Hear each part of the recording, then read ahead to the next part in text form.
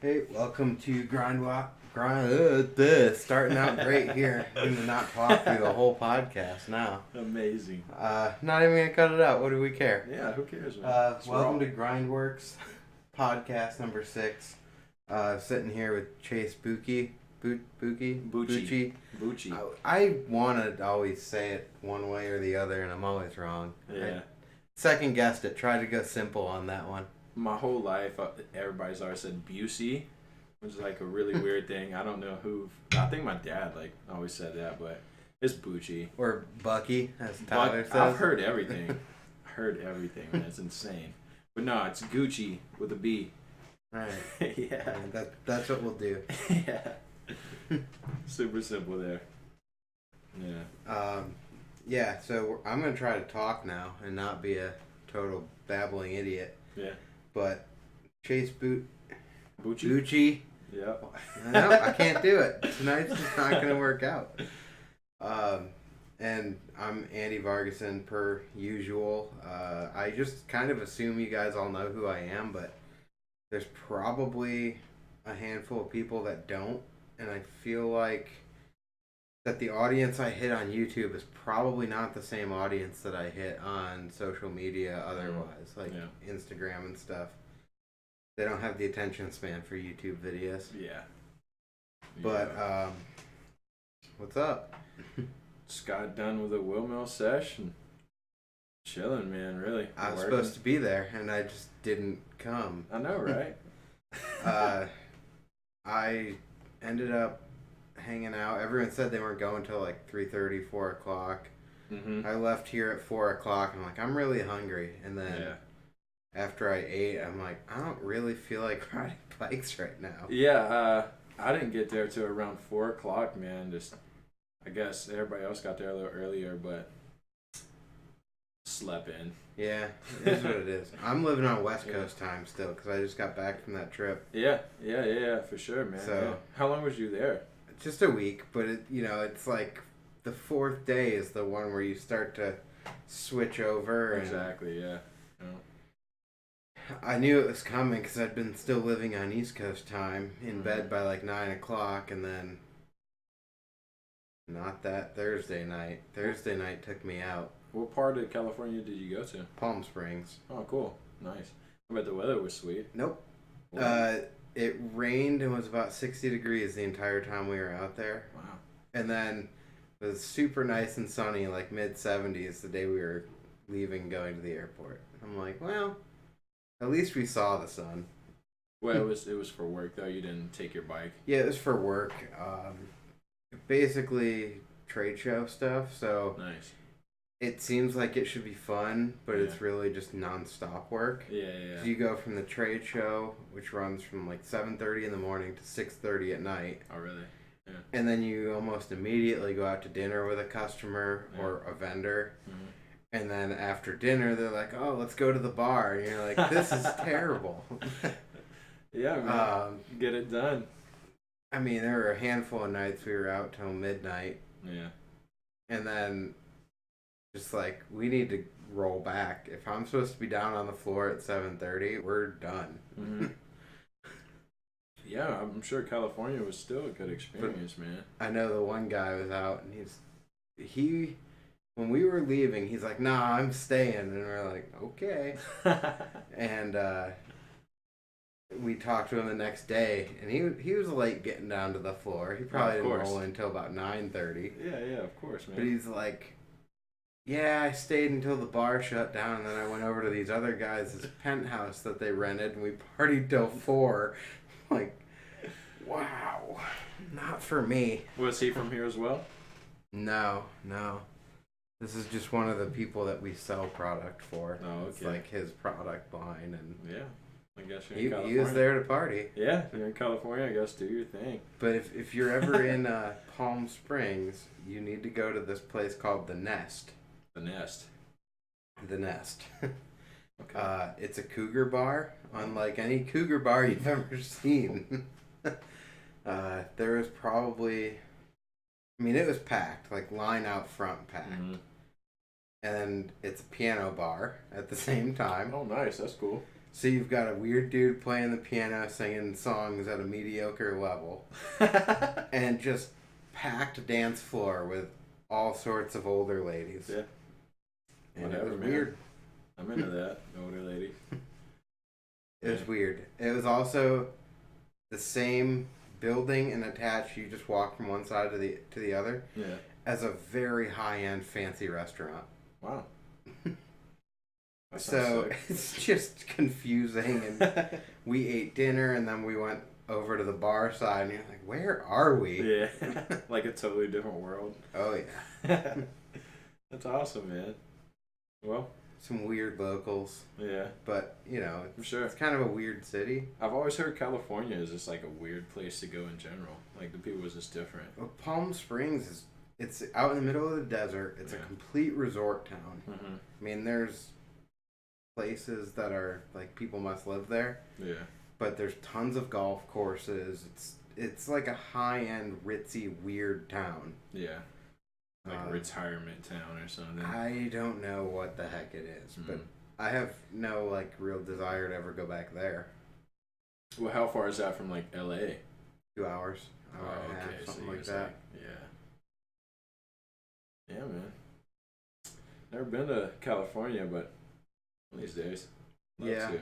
Yeah, I've never been there for like my own plans. Exactly, yeah. Without a bike, I'm sure it seemed like a little different. Yeah, I mean, I wouldn't have had time to ride it anyway, but I still would have liked to have it in my room to look at occasionally. Yeah. Be like, I'm sorry, bike, soon.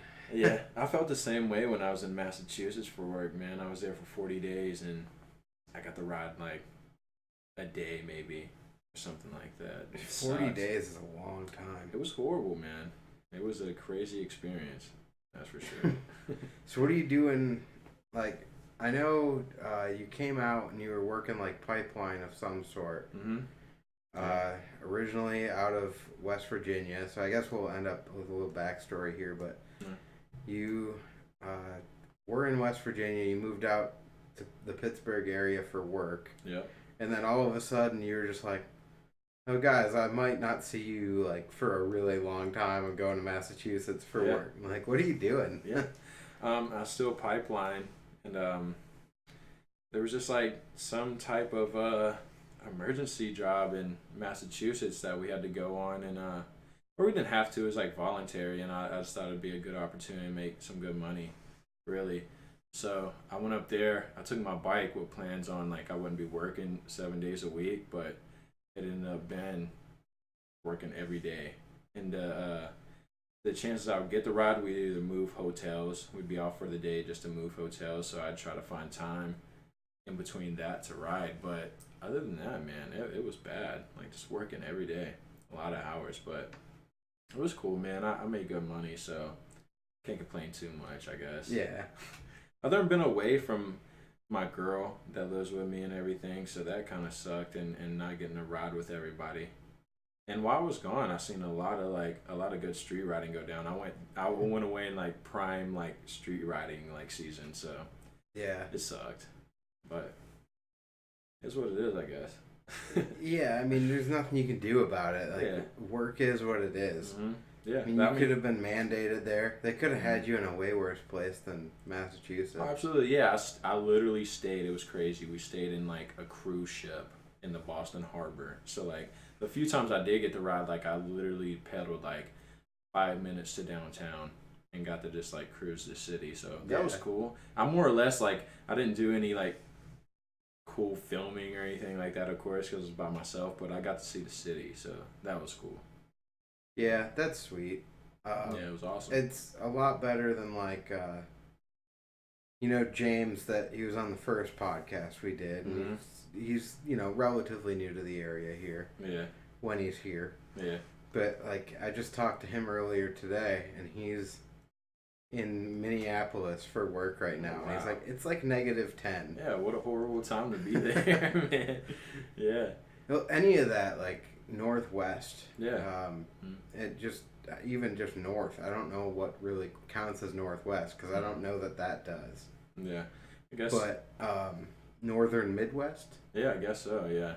But any of that, like in the summer, could be awesome. I'd love to see some of that stuff out there. I'm sure it is, but too. I don't need to spend January in Minneapolis or man. like a couple of the guys that I was at that trade show in California with are headed to North Dakota. I don't remember what town. And they'll be in North Dakota, not this week here, but this coming week. And that's going to suck. It's absolutely going to be like -30 probably. Yeah. I mean, I always said that I moved here from West Virginia, which the weather is the same pretty much, really. I mean, there's a bit more snow here, but like temperature-wise, it's pretty much the same.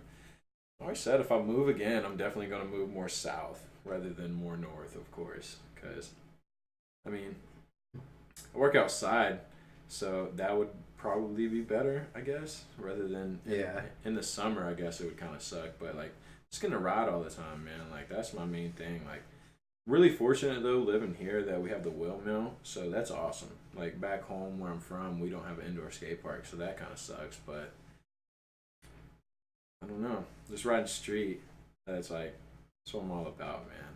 Riding skate parks is fun, but after a while, it just kind of gets to me. It's like, man, gotta go on a big rail or something. Yeah.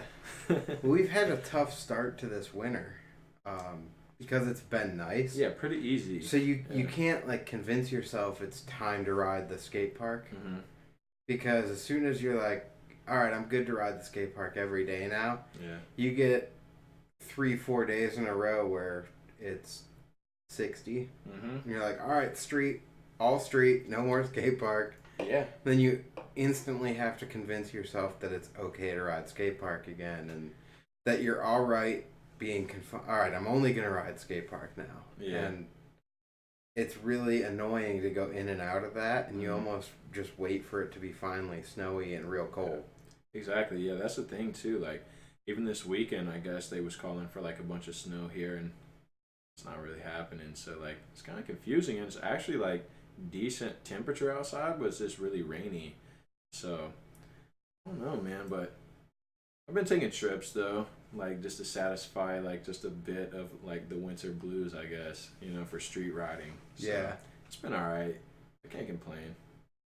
Where have you been to recently? You were Georgia? Were you down in Georgia? Yeah. We spent a weekend in Atlanta, and that was like super nice. Super nice. Yeah. Yeah. It was amazing. I think you were down there at the same time that Brad and Cam were down in Florida. I believe. Or right about that same time. I think the weekend that I was in Atlanta, they was driving through to go to Florida.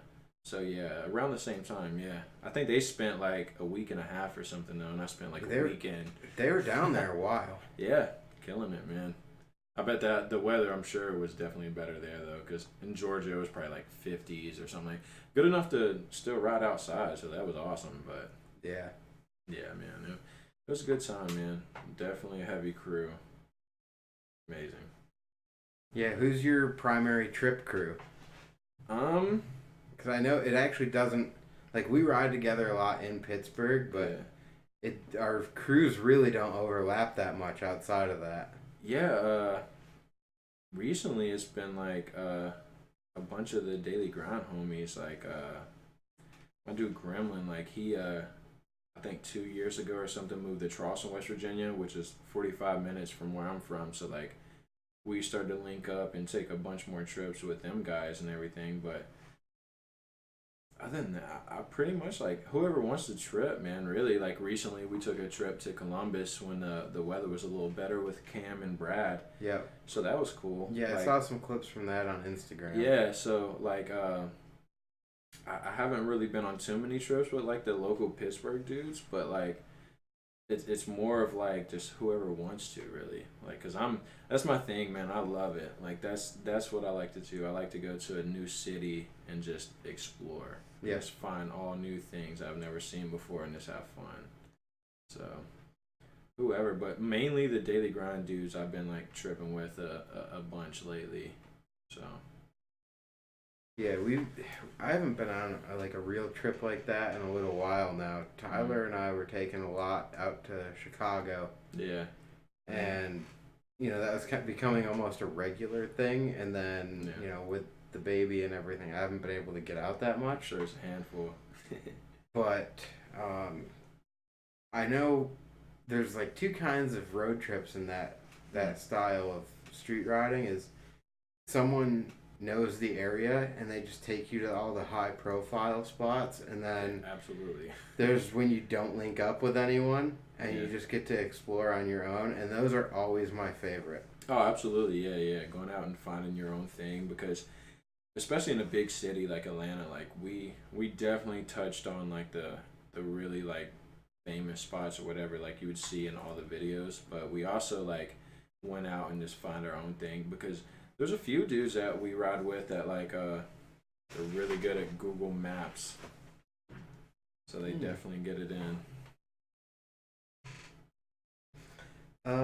This is annoying. I didn't want to do this, but I'm gonna take this and send a message quick. Do your thing, man. Take a sip of my brew. Yeah, I forgot to tell Rachel that you were here and that she wasn't gonna have to stay up to let you in. Yeah.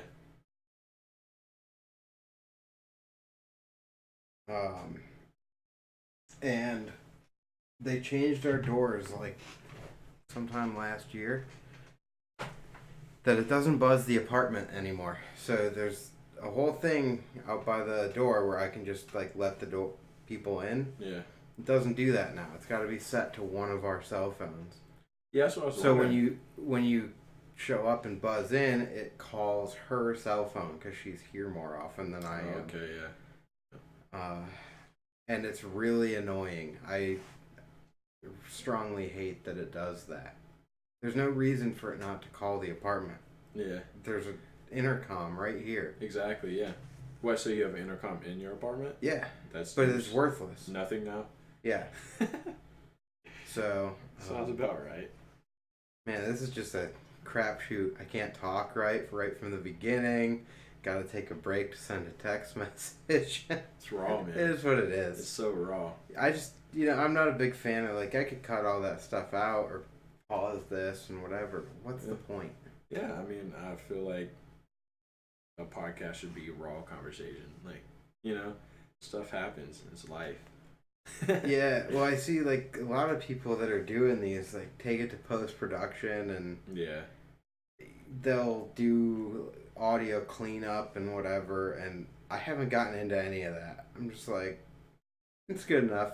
Yeah, absolutely, man. Like, if it's too quiet, turn your volume up. It's YouTube. I'm not really that worried about it.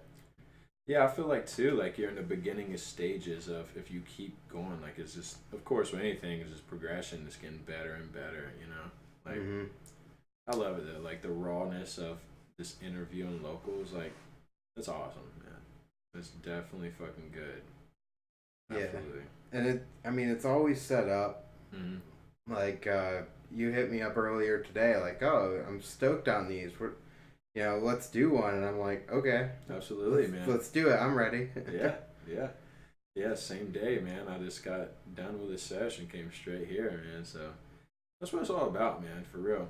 And me and you was talking earlier about, like, I just feel like that's good. Like, any exposure of BMX and, like, local people, like that's trying to do it, like, that's good, Anything. It could be an edit. It could be a podcast, like Instagram, I guess. Like, it's anything, man. It's good for the scene. Absolutely. I'm stoked to be doing it. I didn't really have any plans starting it other than that. I feel like I've probably explained this on the podcast a handful of times, but this could also be the first one you're watching. So,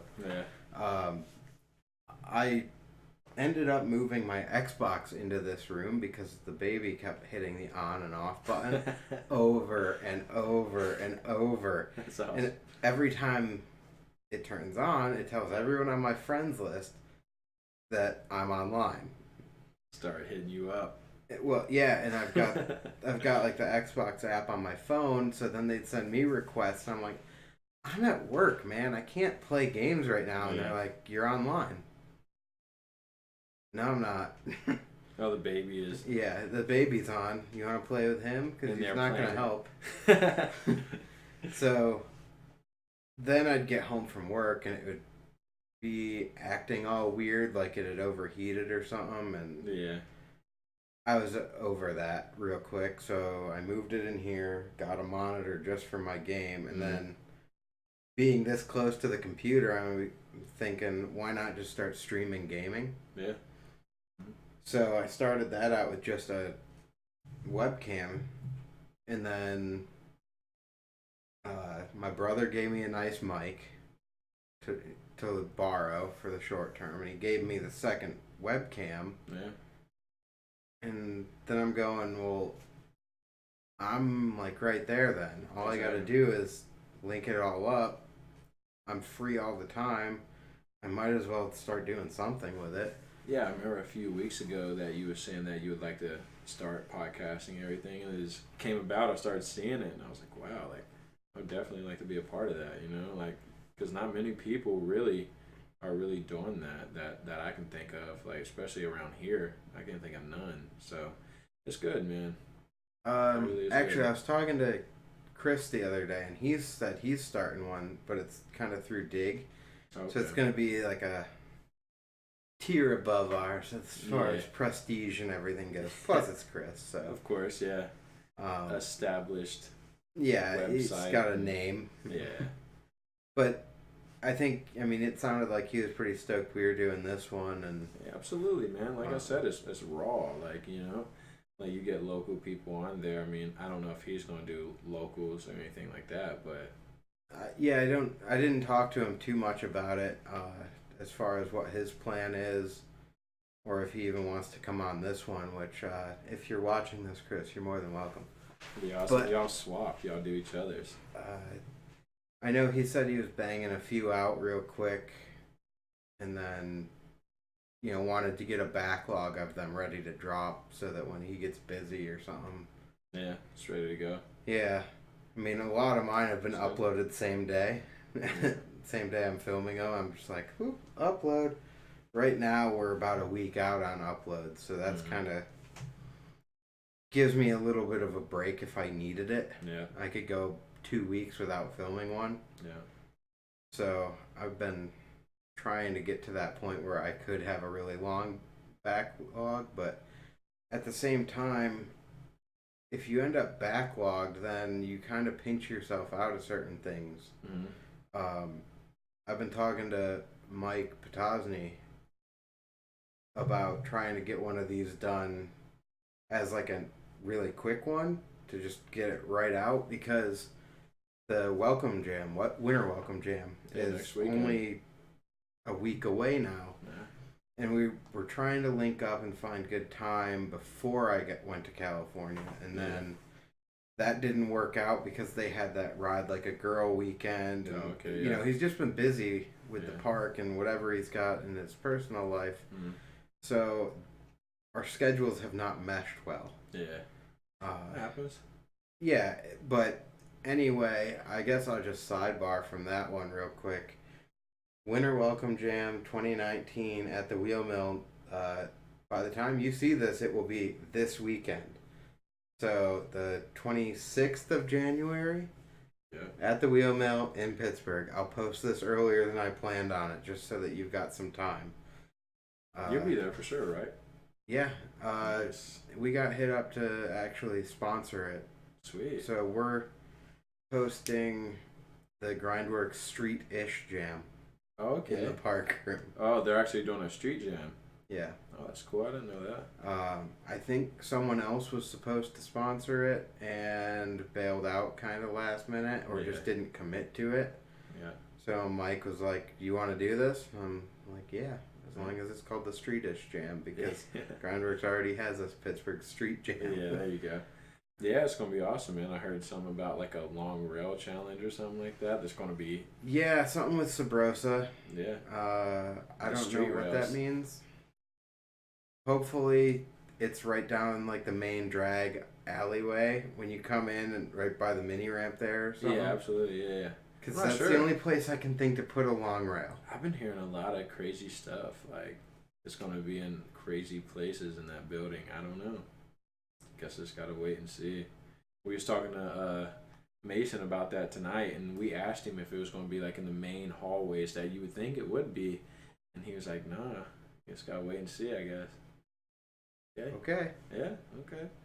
So I'm stoked for that. I think that would be a lot of fun. Yeah. And the street jam, like my my first one was last year. That's when I first moved here, pretty much, and it was a great time. It was crazy. It was insanity. It was a good time. Yeah, it's been a wild one. Mm. The one you were talking about just now, the one you came to, was, I don't want to say it was our best one because it kind of got shut down with the whole moving it to a skate park deal, and it just had a few things going that weren't great, but it was a good one for sure. Oh, absolutely, man. Everybody was killing it. Just getting to cruise the city, man, with that many people. Crazy. Definitely so far, I mean, of course, the biggest crew that I've been with riding through the city. It was mobbing. It was insane. Mm-hmm. Yeah. It seems like the biggest problem that we have with that jam every year is going into Pittsburgh proper. You talk about crossing over the bridge and stuff. Yeah. If you stay in the north side, North Shore area, you can go all day long. But downtown is a different animal. And then that was kind of a sketchy day with that concert that was going on, and there was the protests. Forgot about that. Yeah. So having any organized big group was just a target. So yeah, as soon as we crossed the bridge, the police like started pretty much like, I wouldn't even say escorting us, like trying to kind of round us up. Yeah. And get us out of downtown. So that was pretty wild. But that many people, what are you gonna do, you know? Yeah, and I mean, I get it. So it is what it is. Yeah. I actually missed all of that fun. That's right. You was like back towards the cars, like working on somebody's bike or something? A couple of people's bikes. Yeah. So I think it was Logan, one of our dudes from up in New York. Yeah. I think he had a flat, and then they walked the wrong way. So I'm waiting at the car, and then he calls me, and they're not even close to the car. I think they went back to MLK. Oh, wow. I'm going, you just come back to the car? Yeah. And then at the same time, I was waiting for, Rachel was bringing out a wheel because Kian had blew up his wheel, 3-ing that 17. Yeah, absolutely, yeah. Insane. And I thought I had it in my car, and then I'm like, no, I took it out. Yeah. So she brought that by to keep him rolling for the day. Yeah. But yeah, it kind of just like I missed a lot of the jam. I think once we went across the bridge and like moved into the city, the police was really like on us. So we didn't really do much. We like started riding to the Strip District and this crossed the bridge and came back, and then I think it kind of was a good thing moving back to the skate park. Kind of like regrouped a bunch of people and had the rail session and everything like that. And that's a really fun park, you know. It's like in the cut and everything. But that day, I guess there was like a skate jam. I know. You like kind of felt bad about it, but it was so funny that we basically ruined their skate jam and took the whole park over. Yeah. Because we had way more people. Yeah. And only about half of the riders went to the park in the first place. So we took that skate jam over by bringing more people than the skate jam had, with only about half the people we had. Yeah, and it was cool. Like for the amount of people, we still had a good bit of people that came to that, and it was like a good bit away, kind of from downtown. So like everybody migrated pretty well, I suppose. It was a good time, man. Definitely, that was my first GrindWorks jam, and had a blast, man. It was a good time. Definitely. I think it was good, though, because we've done almost the same jam 2 years in a row. Mm-hmm. As far as the north side, North Shore circuit, crossover into downtown, hit those few spots, and then call it a wrap. But the park kind of broke everything up, gave us a new thing to do. Yeah.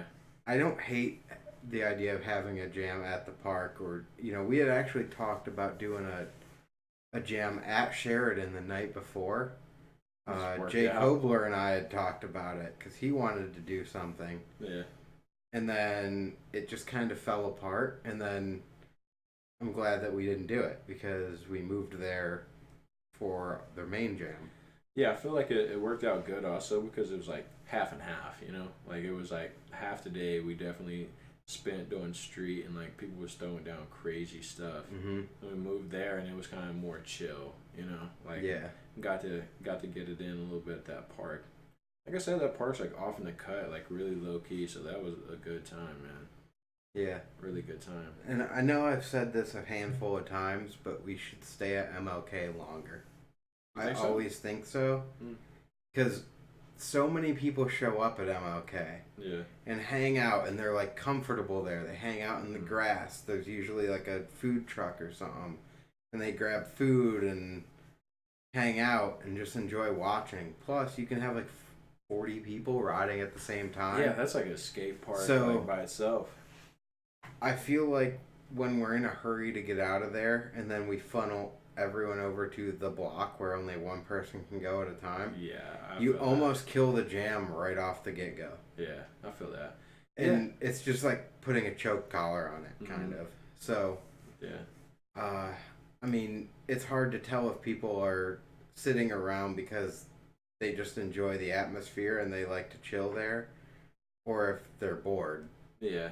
But I don't think anyone gets that bored that quick there. No, I feel like so much stuff can happen at that spot too. Like I said, that's like a skate park by itself. Like, and like you said, there's so many different people that can go at the same time. It's like that's fun for everybody, you know. Like even if somebody can't really even do much, they just hop in those hips, and it's like crazy to them, you know. Like when I first rode up to that spot, I was just like, want to boost a hip, like it's crazy. So when it was before you've been around, and it was actually a little bit before I moved down too. All those gates and stuff didn't used to be up top there, and yeah, I saw old videos. I guess it was a lot better. Oh, I'm sure it was, yeah, because then the handrails are open and like you can maneuver a little better. But I mean, I guess somebody wants to hit like a gap to wall, then that's cool for you too. Then yeah, so yeah, I feel like it's got its perks being there, but yeah, I'm not gonna do nothing on it, but I'm sure a lot of people will. Yeah. Matt P seems to like hitting that wall every year. Yeah, I was about to say I saw him do like gap wall crank flip or something. I think he did gap wall crank flip and then gap wall table. Yeah. But I've also seen him do crank flip tables so quick and clean in different videos here and there that my brain might be playing tricks on me, but he might have done a wall crank flip table. Street savage, man. It's crazy. Yeah, he's crazy. Definitely comes to every jam, kills it. Oh yeah, shuts it down. Him and Travis. Insane. Yeah, dude from Columbus. Yeah, he's really good. Travis has killed it all 3 years we've had the jam. Matt's come up the last 2. Yeah, man, it's cool when you can get people from out of town too that like they are stoked to come and ride every year. You know, like Matt comes all the way from Florida just to ride in Pittsburgh. Man, that's pretty wild. Yeah, Matt goes everywhere all the time, though. Yeah, so, dude, he's kind of an anomaly in that sense. You're like, Matt P came out. Okay. Well, Matt was probably in Hawaii the week before. Yeah, definitely lives the life. I don't know which week he was going. It might be, like, right now. But he found super cheap tickets to Dubai. Wow. He's going to Dubai to ride. Good for him, man. Right? That's crazy. I mean, it's awesome. Yeah, absolutely, man. Absolutely. I guess he's tired of like going to like every state, you know, like so.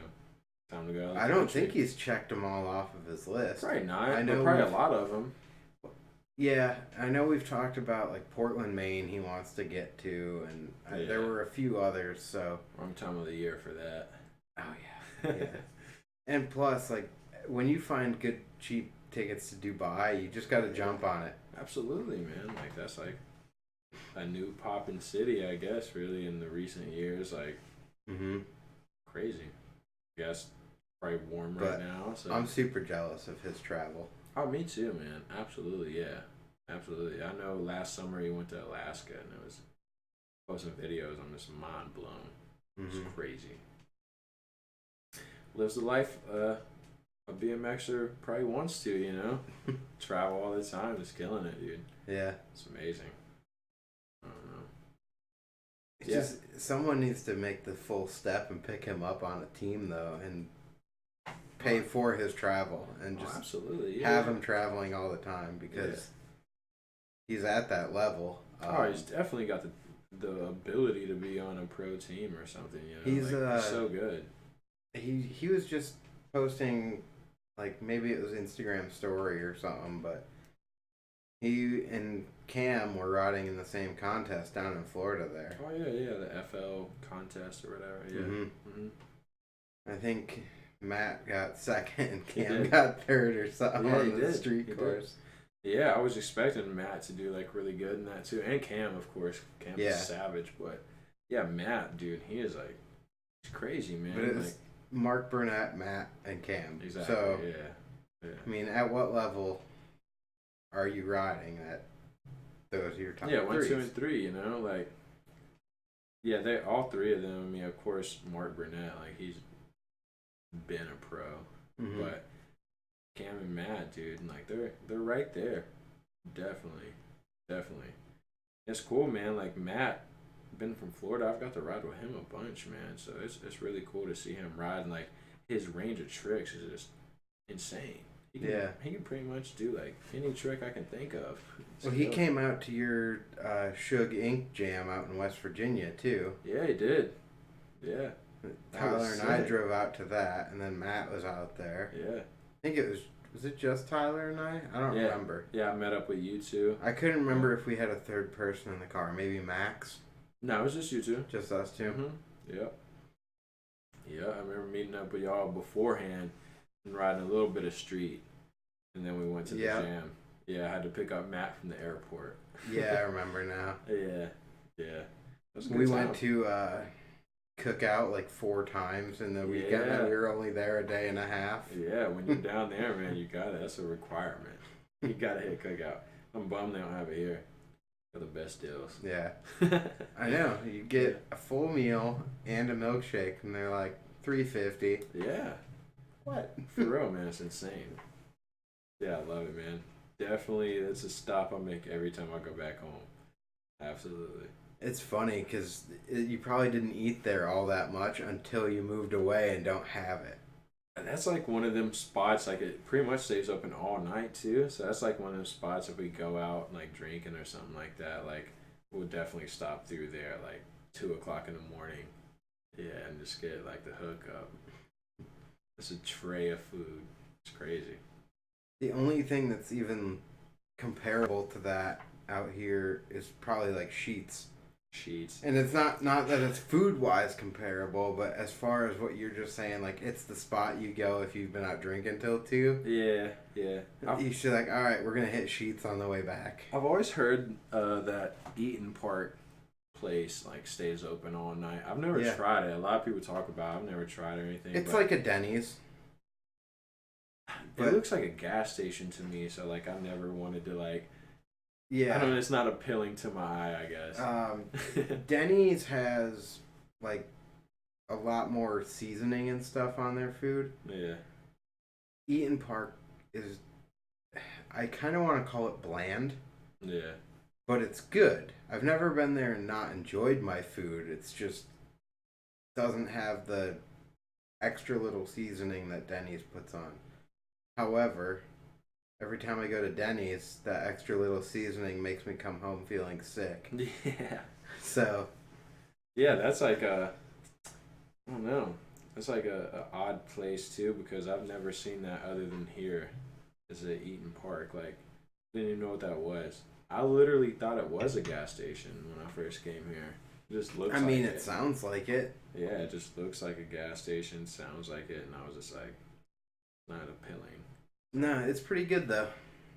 I would try it sometime, I guess. I gotta break through and try it, but no, Cookout, man, like that's It's more of a South thing, I think. Mm-hmm. So, if you ever go to the South, you gotta try that for sure. Cheap and good. Yeah, I meant to look up how far it is to like the closest one. It's probably a good bit. You've got them in Huntington, Yeah. West Virginia, which is really, I mean, it's the border of Ohio, so it's not that far south. Yeah, but like then 4 we've hours. got, we could cut over into whatever that little northern tab of West Virginia is. Like Wheeling. Like Wheeling area. Mm-hmm. Now, I don't know if there's any there. Or not. It's honestly. There's a chance there could be some in Morgantown, but I haven't looked. Yeah. Maybe. I know they moved CC's all out of Pittsburgh, and Morgantown has the closest one of those. We took a trip to Ray's for the Old Foods Jam last weekend, and we ate CC's. And yeah, there's CC's, one right around the corner. Yeah, there, like a couple blocks away. Yeah, and CC's has been taken out of Huntington for like 10 years now, so I haven't had it in that long. And it was amazing. Did it hold up? Oh my god, it was awesome. It's never so awesome. Great. It's always hectic too. It's it was like you go in there and it's the most chaos you've ever seen. Yeah, there was little kids just running around everywhere, moms yelling, like it was crazy, but definitely was worth it just to get it, like because that's like a special treat. You got them little cinnamon rolls. That's amazing. Yeah, and their buffalo chicken pizza is not. Yeah. It's not the best, but it's really good. Oh god, I loved it, man. Yeah, I dig it. Yeah, CC's, man. Word up. Yeah, pretty much any time we go to Changa or Ray's, CC's is a borderline requirement. Yeah, it's like one of them that if you see it, like we just passed it randomly and was like, well, we gotta eat there. And our buddy Joe will go with us. Whenever we go out there, he'll be like, yeah, I'll come with you. Yeah. Starts eating pizza, and I always forget this because he never brings it up until it's way too late. But we'll be, through the second time through the buffet line, and he's like, yeah, this is going to be awful later with my lactose intolerance. It's like, I forget that you have that because you never oppose pizza. Yeah, why would you do that to yourself, I guess? Like, just say, hey, guys, I'm going to not go with you. Or can we go somewhere else? And yeah, we'll go somewhere else. Yeah, absolutely. It's like a vegan going somewhere that serves meat just because you want to and doesn't say anything. It's like, whatever. I'll do it. But a good alternate, if you're out in Cleveland again, is the Melt. I heard of that. It's grilled cheeses, but it's a whole bunch of different flavors and styles to cook it. Sweet. Yeah, I'd be down with that. Oh, yeah. Yeah, my buddy Vince told me about that a long time ago, and then kept trying to convince us to go. And for some reason, I had it in my mind that it was this nasty little hole-in-the-wall place, and it's not. It's a full-blown normal restaurant. Nice. Really good grilled cheeses. They do a buffalo chicken one. He said they used to have one they called like the Ninja Turtle or something, which was sounds crazy. Would have been pizza rolls all fried up and then put in a grilled cheese of mozzarella cheese, and it's on like Texas toast style bread, and it's like, how awesome does that sound? Probably sauce, cheese, and then pizza rolls on the inside of it. Making me hungry. God. Yeah, man. This is the food podcast, apparently. Yeah, absolutely. God. But yeah, I've always thought, like, I've never got to try it at the Melt, but it would be so easy to just make at home, too. Yeah. But I've never cooked pizza rolls and then thought, these need to be turned into something else. Yeah, me neither, man. As a matter of fact, I haven't had pizza rolls in forever. Yeah, but once you get them cooked up, you're not looking to cook them more or make something else. Yeah, you're just killing your pizza rolls. For real, yeah, absolutely. Yeah. So I've never made one. It's kind of the short story there. The food portion. That's amazing. It's pretty funny. Give me another brewski. Get it? Mine will last me all night. Drank a few at the spot. Got me going. Got the nerve out. Done a podcast. Yeah, they're not so bad though. It's just hanging out, chatting. Yeah, absolutely. This room gets hot for some reason. Every time I've filmed one, I start getting hot. Yeah. I don't know. Get your little AC in here. Yeah, I've got a little mini fan up here. It's like 4 inches or something. It doesn't really help. And it'll probably just be annoying if I turned it on. Probably like hear it in the mic. Yeah. Most likely you would. So I'm not even going to go that route. I could set the mic to ignore it, but I'm not sure how much I want to dick with that while we're in the middle of a podcast. I'd rather do it later when we're done. Yeah, absolutely. Plan for next time. Yeah. Like I said, man, working out the kinks for now, you know? Yeah. Keeping it super raw. Well, right up until last weekend, I didn't even have a mic arm. I had it on a stand. So, like, it would sit right here, and that was also, like, on Alex's where he was kind of quiet. Yeah. I mean, the mic's right here. So, it's, you guys can't see this, but it's, you know, right in front of me and probably a good 5 feet from Chase. Yeah. What, so he was having to lean into it or what? No, I actually, because how quiet he was talking, I ended up moving it all the way over to you. Oh, okay. And it was still, like, not balanced that well. Yeah. But, yeah, the mic arm just makes life way easier. Oh, yeah, for sure. Kind of like equal distance, you know? Yeah. Yeah.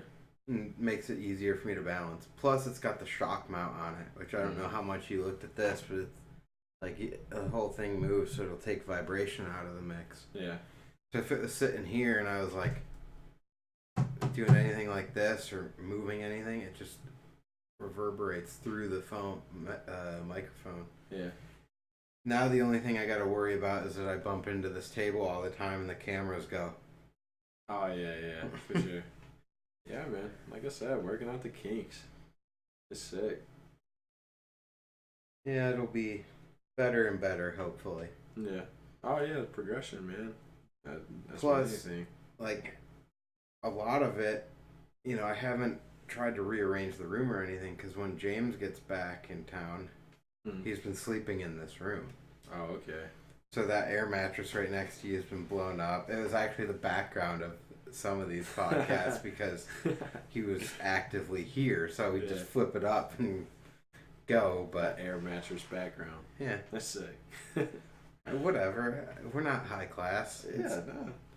It's GrindWorks. Yeah. Work with what you got, man. Yeah. That's the thing. So, anyway, I've been, like, reluctant to do a lot of real refining on anything, and I'm not really sure what I could do at this point, because my desk kind of sucks as well. And if I move things around, it'll take away the fact that we can sit here and look at each other and hold a conversation. Yeah. Instead of look at 2 cameras. So. Yeah, I feel like that's the thing, man. Like, keep it real, like, just normal conversation. That's, like, the main thing, you know? Like, I don't know, man. It's definitely a different experience, like, when you ride bikes and you're used to, like, not even paying attention to a camera because you're trying to, like, send a trick or whatever. So it's not even in your mind, you know? Mm-hmm. And then, or maybe to some people, I guess it would be, you know, it kind of messes with them that they're getting recorded. But I don't know. It's kind of different when you're talking and you know that you're on camera, I guess, you know? Like, but it's different to me because I'm behind the lens a lot. Yeah. You know, whether it's a real camera or a phone or whatever, but I'm doing a lot of filming. Mm-hmm. Which means I never talk. Yeah, for sure. You know, I'll wait a solid minute and a half of filming you laying on the ground before I'm like, are you alright, man? That's the best kind of filmer. You gotta get the footy. Yeah, for real. Well, I mean, yeah, like, you'll tell me. At that point, you'll be like, hey, man, I need you to, like, help me out or call 911 or do something. No, I agree. So, just sit there quietly and do your job, filmer. Yeah. We was talking about that earlier at the windmill. Like, some people, like, if you take a hard slam, I mean, they'll immediately shut off the camera, and it's just like, I don't know how I feel about it. Like, maybe if somebody's knocked out or something like that, then yeah, I guess, like, you know, shut it off and help them or whatever. But for this, like, you know. Well, even then, like, you could put it down. Yeah, I guess. Yeah. Or pass it off to someone that's just standing around clueless. I know that I've had a few wrecks that I wish, like, somebody would have just, like, kept recording. Yeah, hang in there. Yeah, just keep recording it, you know? Even worse than that to me is when people point it away before they even shut it off. As soon as something's happening, like even before it goes bad, they point it away because they're panicking. Yeah, exactly. I'm like, I don't know, man. You only had one job and you didn't do it. You gotta stay solid as a filmer, man. Like you're not gonna catch me, so. Yeah, I agree, man. Like I said, I've had a few that I wish would have been recorded, but I guess people just kind of trying to do whatever they think's right, I guess. But or I don't know, because they don't know. I guess they don't know how messed up you are, you know. So I took a slam recently, and I was just like, I wasn't too messed up, but like I was hurt, but nothing major or anything. So like they kept recording for a minute, which I was happy with, you know. But like it's cool, like seeing the whole like process, like, 'cause that's part of it. Like you get hurt sometimes, you wreck, and like I don't know if you're trying to make a video, like that's good footage, I guess, you know. Right. Whatever. I don't know. I agree. There's been a few that I've like. I'm sure you've noticed I film a lot beforehand and I film a lot after. Mm-hmm. Basically until you'll sit down and stop moving, and it's very clear that you're not just going to throw another trick in there. Yeah.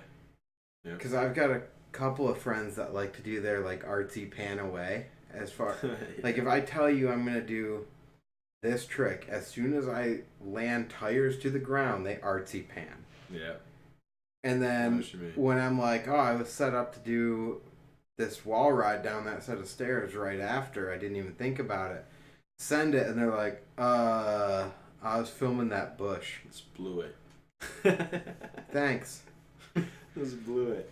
Well, the side to me on that is one or two artsy pans are cool, but if you film every trick artsy pan, there's nothing I can do with all that footage. You just butchered everything you filmed. Yeah, absolutely. Yeah. Then you got to cut that shit out and everything. Like. Yeah, and it like happens to be that the pan started the moment your tires hit the ground. Yeah. Come on, man. Yeah. No, I agree with that. I've missed a handful of people falling on dumb stuff. Yeah. Because they didn't land something. So, like, they put their foot down, and I'll just kill the footage right there. Yeah. And then they'll roll 5 more feet, turn weird, stumble, and fall on the ground. You're like, I just screwed up. Because do some funny I film forever for any other time. Yeah. I've had a few of them, man. Yeah, for sure. It seems like that's when it happens, too. Like, you land something or whatever, and you roll a few more feet, and you're trying to do something like it's like out of nowhere, and you like just beef it. It's funny, you know. Yeah. Like you definitely could have got a laugh out of that, you know. Yeah. Well, those are the ones you like leave in video parts and stuff too. Like it's funny. One of my buddies a handful of years ago was just doing huge threes. That was his deal at the time, and he threed this huge wall. And then right after it was about half the height of a normal curb. Yeah. And he threes off the wall and then threes off the curb, and it was kind of like a 270. It was not a good three. And it was like, you almost ruined your clip because you had to do another three that no one would have said a word if you just rolled off that curb. Yeah, I was about to say, that's like why did you even go for the dumb three? Yeah, that's something that can actually ruin a clip too when you think about it, you know? Like if you do something like, say, like Nathan Williams comes to mind, like when he does like something crazy, he can do like a crazy rail, like, and then like does a 180 bar off the curb or anything like that. But like, what if he didn't land the 180 bar? Like, would it still, like, I mean, of course it'd still be as crazy, but then you're just like, why'd you do that, you know? Yeah. I don't know. Well, I'd almost rather see it not landed, because then you can sit there and enjoy the clip and laugh about it. Yeah, then it versus like, so, no, when you take something huge, and then you throw your little casual 180 bar or whatever Yeah. off the curb at the end, Yeah. just because you took the level of like craziness for the clip from here back down, because all of a sudden you said that wasn't that big of a deal to me. Yeah. That's I how guess. I've always read into it. Yeah, I guess.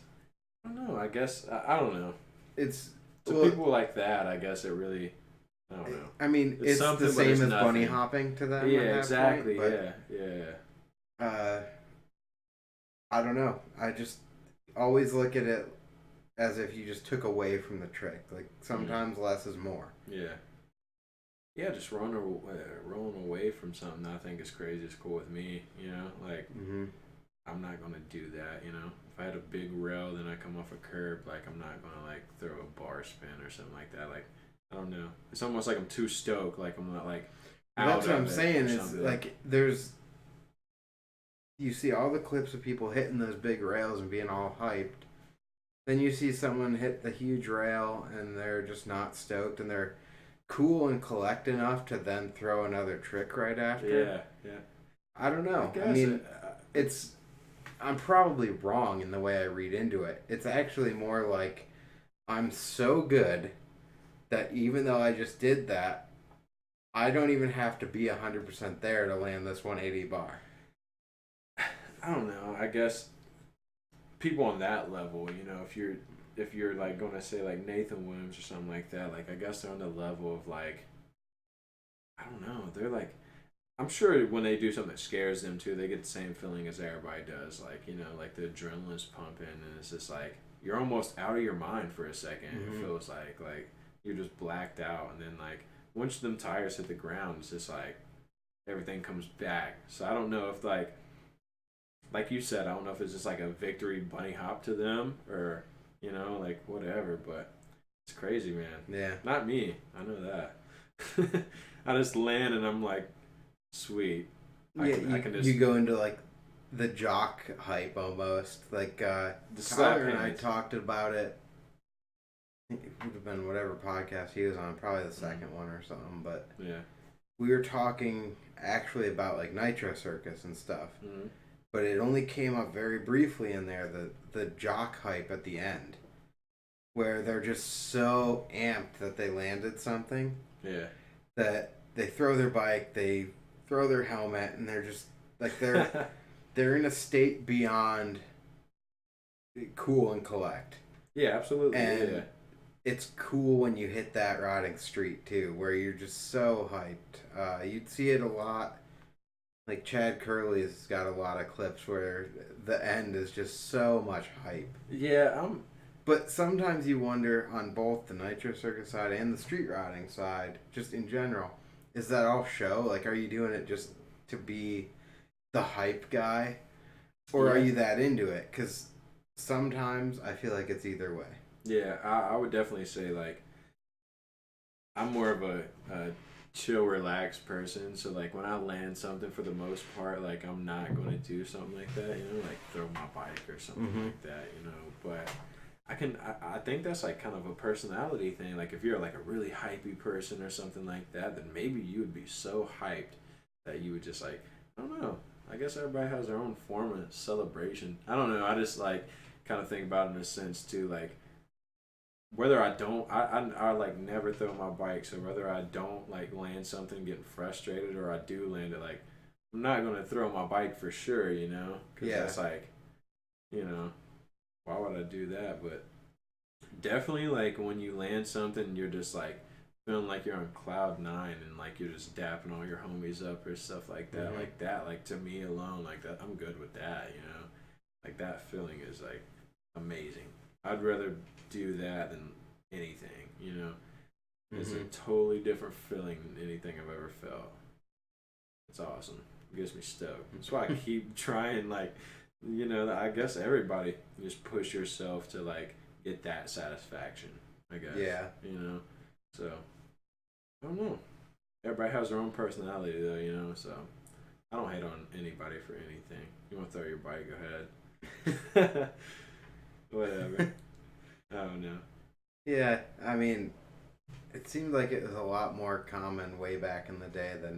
recent years. When bikes were tanks. Yeah, you could throw it and it wouldn't go, 500 feet Yeah. from you, or Didn't have to worry about bending a bar. yeah, you didn't have to snapping completely off where you Yeah. can't even ride the bike anymore. Yeah. Who cares if you bend it down a little bit? Yeah. I don't know, man. It's stoked, like a different level of stoked for some people, Just kicking your helmet, throwing your bike, like. You're on a I different don't get level. there that often. I've only had a handful recently, and I mean it's been a couple years probably since I've ridden to that point where I'm real hyped on something. Yeah, I can't recall that I've ever like really threw my bike or anything like out of celebration or frustration. I can't really recall, but I'm sure I have though. Like I mean, because I don't know. I guess like I'm the type of person like if I land something that's crazy, like I'm just like kind of so out of it that I'm just like just riding. Like I just want to keep just like cruising my bike on down. Just take a breath and just be like, wow, like I'm so stoked that I did that. So I'm good for like a hard set down where you like kind of just as you step off just toss it down. yeah, okay, yeah. But I did that. It's usually after like you'll do something and you've been trying it for an hour and a half. Yeah. And it's like, it's get more away of from me. it's more of like a finally. I'm just over Yeah. it. So Yeah. over it. I can't wait to be off this bike. I agree. Yeah, I can recall definitely doing that. Yeah. But Yeah. that's at the point where you're trying to figure out why am I even doing it? If I'm not having fun anymore, Yeah. what's the point? Yeah, that's the thing with me. Like with a skate park clip, like riding the wheel mill or something. Like if I like have to try it more than 10 times, like I'm over it. Like it's just not worth it to me because I know like I'm not gonna feel that same satisfaction. Like if I do a big rail or like something like that, like just in the streets or something, like I know like most of the time like I'd rather do something that's make or break rather than like jibbing around the skate park, which is fun too, but I just would rather not film that, because then you're like having somebody stand there film for you, like you're like frustrated because you're like, dang, I'm having this guy like sit here and film for me and everything. Well, so, at the end of the day, you don't even care about it. You're like, it's an Insta-clip, whatever. Exactly, yeah. So it's not like that significant for you to like really feel any type of way once you do land it, really. I mean, some stuff, I guess, but like in general, though, like a skate park clip is just like whatever, Because I mean, I don't know, this is not my style, so I'd rather just send it. It's whatever, man. A big stair set or a rail or whatever, like that's what I'm all about. That's what I love. I haven't seen you do it, so are you into spinning big things? Yeah, absolutely. Yeah. Okay. For sure, yeah. Yeah, dude, I would love to I don't know. The set in Northside, dude, I would love to 3 that. That'd be awesome. But I don't know. I don't know if like somebody has came and done it already or whatever. Because I don't want to do something that's already been done or anything. Talk like to that. Brad about 3ing that set. I've talked to him about it before. And then Brad died on it. Yeah, he told me about that, and then And then Kian never came back, as far as I know. Yeah, that's what I was wondering if that dude came back. I think and, it's like, still did it. open. Yeah, I would love to do that. It's just a weird like run up because like has like kind of a lip on it, kind of. Yeah. So that's kind of weird, but no, definitely, man. I think that's probably how Brad got so messed up on it, because that little bit of a lip, you spin your 3 as if it's a flat 3. Yeah. And you come in back heavy. Exactly. Yep. Or you come in super nose heavy if you try to compensate, because it's a long way down. Yeah, dude at the jam, he had a dialed, man. Like he had a dialed. The first go, he just blew off. Like if he wouldn't have blew off, man, he would have had it. Because he had no idea what to do. He just sent it too, like that. Yeah, that's what he said. He's never spun anything bigger than an 8. Yeah, he really sent it. And he just sent a 17. Yeah. So I mean, I guess that's what you got to do on something big like that, Like, who does do shit like that on the regular, Like, probably no one really, No. So he sent it, man. Like I said, that's what you're supposed to do. But he's killing it all the time. Like he's always posting stuff out at Skate 14. I've never really seen him ride too much. I think that was the only time I've ever rode with him. I think last time we was out there, maybe he was there. I think for a minute or something. But yeah, props to anybody that's willing to just like at a jam too. Like I wouldn't do that at a jam. That's just me. But yeah, whoever wants to throw it down like that. See, it's weird to throw huge bangers like that at a jam because it's gonna make its way into jam edits. And it's going to make its way all over Instagram. And if you're doing something like that and you don't care, then that's cool. Yeah, for sure. But if you're working on a project or something and, like, you can't hold those clips. That's definitely something that I would want to put in, like, just a solo video or whatever, you know. If somebody's making a DVD, put it in that or anything like that. But, like, that's heavy, man. Like, if you go to that set, that's huge. That's really risky, man. Well, and like Matt crank flipped it. Yeah, he put it in his edit. Well, yeah, but he asked everyone to hold it from like the jam edit and everything, and I didn't put it in mine. I don't think I've seen it. But it was all over Instagram Was it? Yeah, from the day that happened, it was all over Instagram, and it was in other people's little like YouTube videos and. Yeah, I don't think people. It is what it is, you know.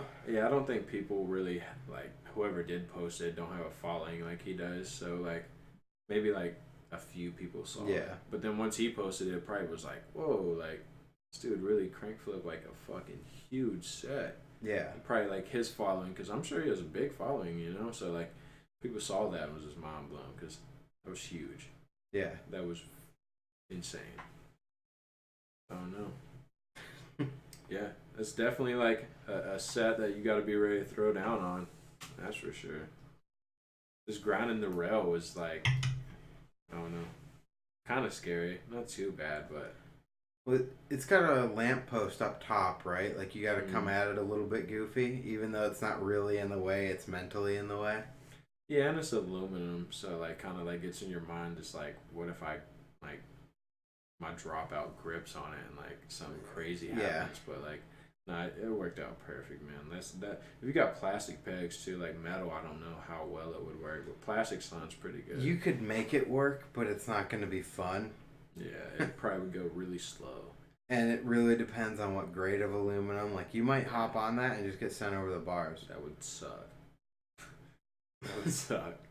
Yeah, because that's like it's pretty big rail too. Like it starts off the like not top stair but second stair, so it's like a low hop on, but like it's pretty high coming off of it. So if you get sand on it, like and it's got that kicker, like the top's a kicker, so you could hop on that rail thinking you're hopping on the top and end up landing halfway down it too.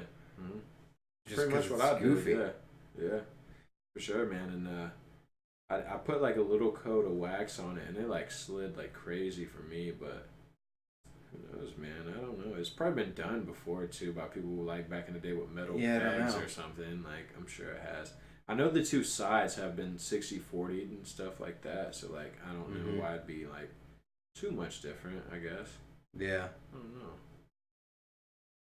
don't know. That's a good one though. That's definitely one of the more banger spots. Yeah.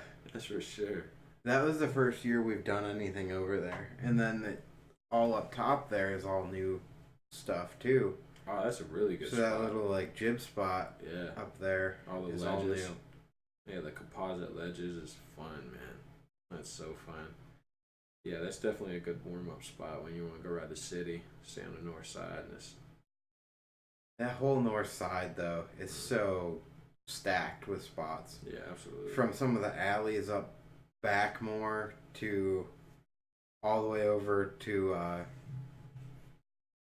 like the industrial park. Mm-hmm. That's one thing I want to do this summer when it starts warming up. I just want to like kind of explore like, because I've been all around downtown, but like Pittsburgh has so many like small little sections to it that like you can't really ride to, you know, that you got to kind of like drive to a park and then like cruise around the own section or whatever, you know. Yeah. Kind of like, so I kind of just want to find a lot more. I don't know. Probably people who's definitely like already found it, but like stuff I've never saw before, you know. So I don't know. Hopefully, I can make that happen. That'd be cool, for sure. Pittsburgh and out of Pittsburgh. I want to do more trips myself. Like, I at least need to lock one down. Yeah. I've been completely ignoring it, but Rachel just asked me what Swamp Fest was. Mm. She's like, yeah. well, it's only 2 hours from my dad's. Oh, wow. So that might accidentally be happening now. I might end up in Florida for Swamp Fest and had zero intention of doing so. You should make that happen, man. I'm definitely going to be there. I went last year and it was insane. It was a good time. Yeah, I mean, I just gotta see what makes sense now. See if she's really interested. Driving Ryder down to Florida is not going to be a fun experience. Yeah, for sure. For sure. Would she go with you to Swamp Fest? Yeah. Well, probably not. She'd probably just stay with her dad. Yeah, because Swamp Fest is pretty hectic, man. She's just got no interest, and that's fair enough. Like, you know, you hate to look over on the side and just see someone's girlfriend or something that is just totally not psyched on being there. I mean, I don't know. Like, it was cool for the simple fact that, like, you're around that many, like, people that you look up to and, like, pros that is just, like, you're probably not going to see anywhere else. You're just like, wow, like, it's cool to see all these dudes ride and everything. But, like, it wasn't fun to ride at, you know? It was more fun to hang out and, like, watch people ride trails or something. Because the trail setup was really dope. I mean, I didn't ride them, but it was really cool to see people kill them. And then, I don't know, like, the street section was, like, really janky. Like, just, like, falling apart and everything. I mean, it was cool, too. But, like, definitely just hanging out and just getting to be around that many people that like what you like, it was a different experience. It definitely was one of the funner events I've been to. And then getting to go out, like, after that or before that, and you just ride street in Florida. Like, good weather, go to the beach, or whatever you want to do. Like, it's crazy, man. I can't wait. I'm stoked for it. Absolutely. Yeah, I got to figure out, you know, if it's going to be a thing and we're actually going to do it, I got to, request time off work. Yeah. Because it's not going to be a weekend trip at that point. No. You plan on driving, right? Yeah. So, yeah, it's going to be a good drive. It's two days down. Wow. I mean, it doesn't have to be. To do it comfortably, though. Yeah, I mean, there's no point in pushing it to be all in one day. Yeah, for sure. I'd rather drive from here to somewhere in Georgia and then push the last bit of the trip the next day. Yeah. Yep. And then on the way back, probably stop at the very southern edge of West Virginia or something like that. Yeah, when we went last year, I met up with some friends in Charleston, West Virginia, and we drove down from there, just like one long haul stretch, and it sucked. It really did suck. But on the way back, I got a plane bag. I just found like a really cheap plane ticket, and I was just like, I'm just gonna take a plane back, because 2 other friends took a plane there, and they was taking it back, and the dude I rode with came down with his girl and everything like that. So they was like, cool, it works out. They was like, we're just gonna stay like another 4 days then, if you don't have to, you know, drive back with us. So it worked out. And, ended up making like a 13-hour drive. Like, it was like a 3-hour, 2-hour, something like that plane ride. Yeah, it's only like 2 hours or so. Oh, it's way better. I'm gonna try and work it out this year to where I fly there and fly back if I can. That would be the ideal setup. I just hate not having a vehicle when I'm there. Yeah, for sure. I mean, you can rent a car. Renting a car for a week or weekend or whatever is generally not terrible. But it's just a hassle. Yeah, for sure. Yeah, we stayed with one of our buddies that lived down there, and he picked up a few friends from the skate park, brought them back, and then the people I rode down with had a big van. So it kind of was like everybody just pile up in the van and let's go, you know? So that worked out. But if I fly down, then I guess I got to have somebody pick me up, you know, and everything like that. Yeah. Or end up renting a car, which I really don't want to do. Yeah, it's more expensive than you want to pay. Like, absolutely. It just makes so much more sense to drive at that point. even our trip for work we just took out to California. We're going to be out there a whole week. We're going to be renting a Suburban or something like that, like that size vehicle. And I was like, why are we paying for 3 sets of round trip plane tickets when we have a Suburban? Yeah. Like, I get that there's a couple extra nights in hotels or whatever. It's still got to be cheaper than those round trip plane tickets. Yeah, for sure. And then gas in the Suburban would have been pretty bad, but yeah, I don't know. I feel like, well, we also shipped stuff out on pallets, so we had freight and everything on top of that. Yeah, and I was like, why don't we drive the trailer? Drive the Suburban in a trailer. Like, I know it's annoying, but I'm game to drive the whole thing, and you guys just sit back. I'm sure that's like a whole different experience, like driving, you know? Like, of course, it has to be. You fly there. How long was the flight? Like, a few hours? We had maybe 2 or so hours to Minneapolis, and then 3.5 out there, so... Yeah, so like 5 hours altogether. Yeah, something like that. And then you drive, it's probably going to take you like 2.5 days, 3 days or something like that, so I'm sure that's like a whole different experience.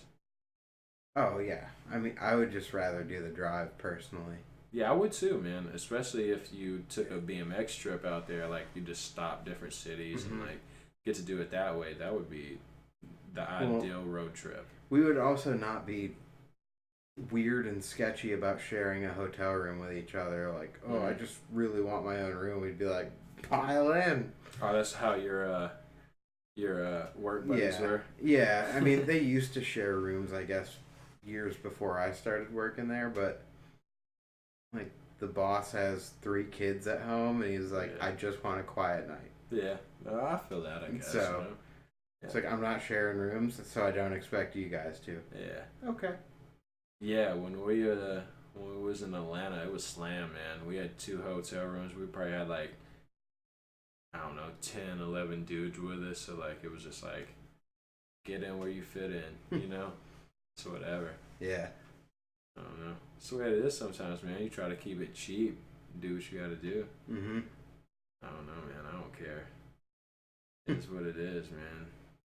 Get the cheapest, grittiest hotel you can get. Have people sleeping in the floor everywhere. Yeah.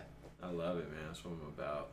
You split like a night's in $40 a night hotel with 12 people. Yeah, exactly, man. And then cost is so low that just like doesn't bother anyone. Like no one cares. Yeah. So, that's what I like, man. I don't know.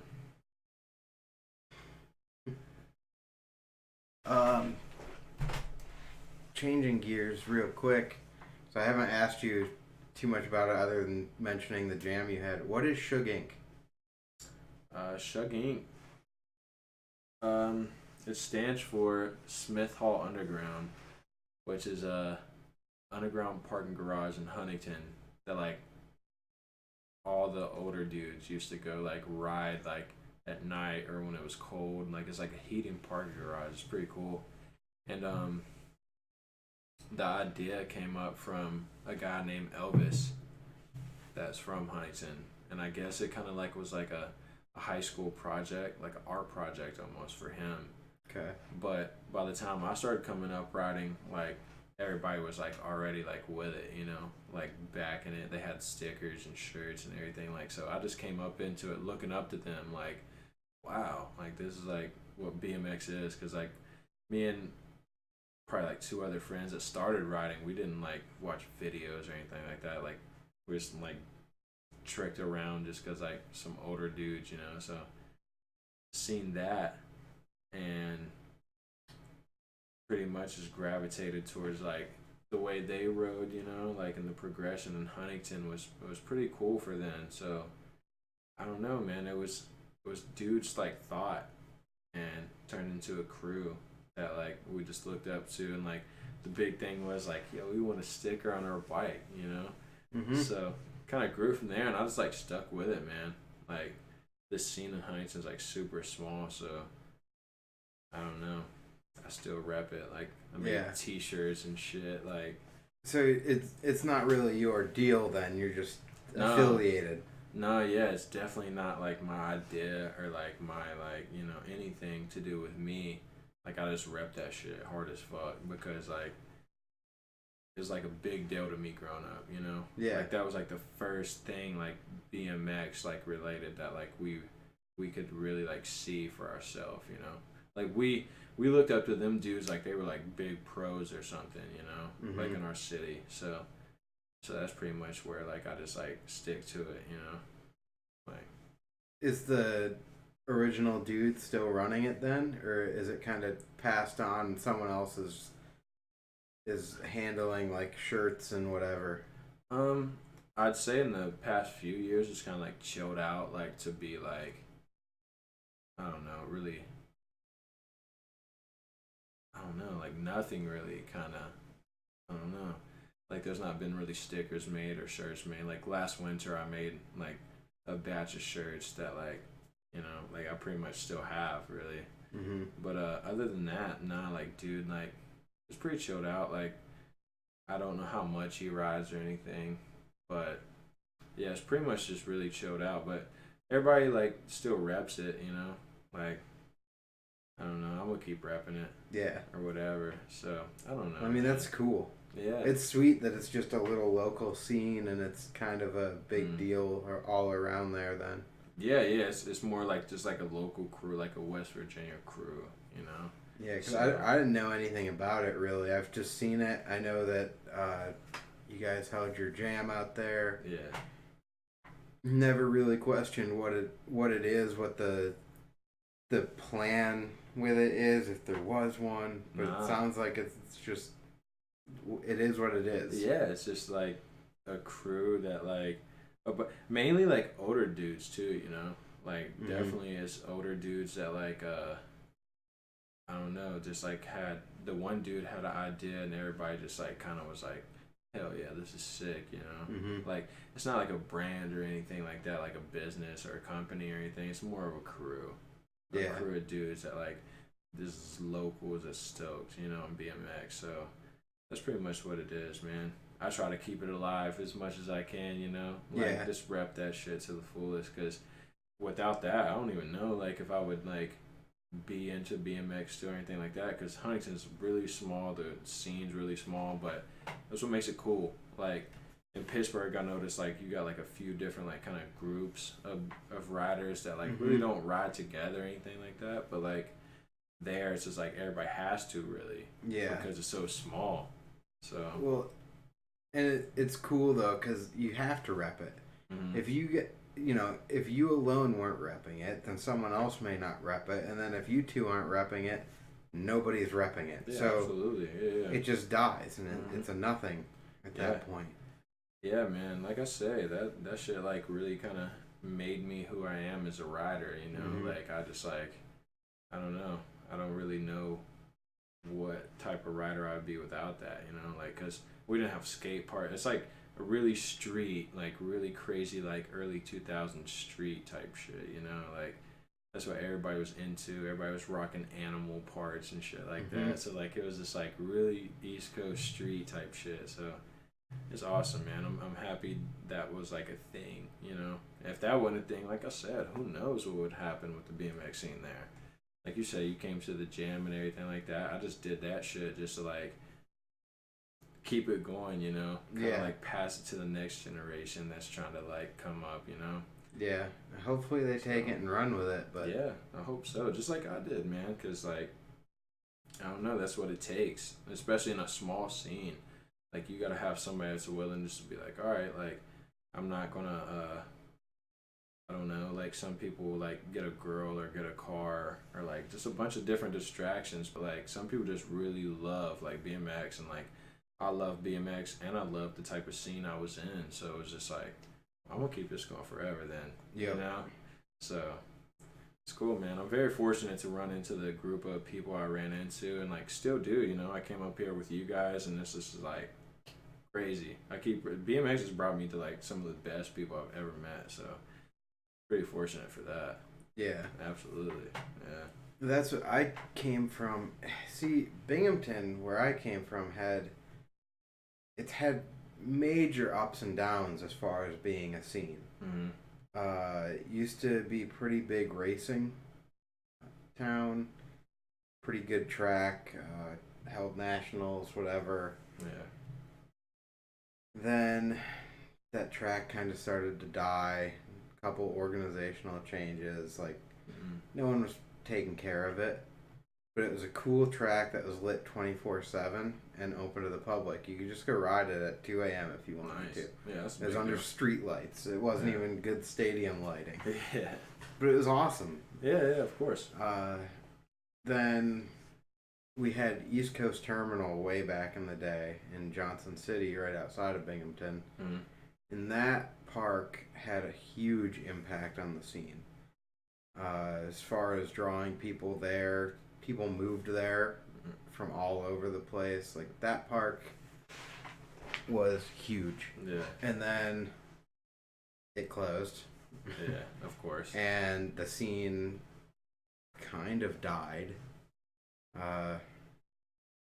There's a concrete park there that's had like a new scene pop up around it. There's always been HCS there. That was there, I think, before East Coast Terminal ever opened, and it's still there. Yeah, and that's your friends, right? Yeah. Yeah. But they're never, like, the scene that came out of there has always been very tight knit.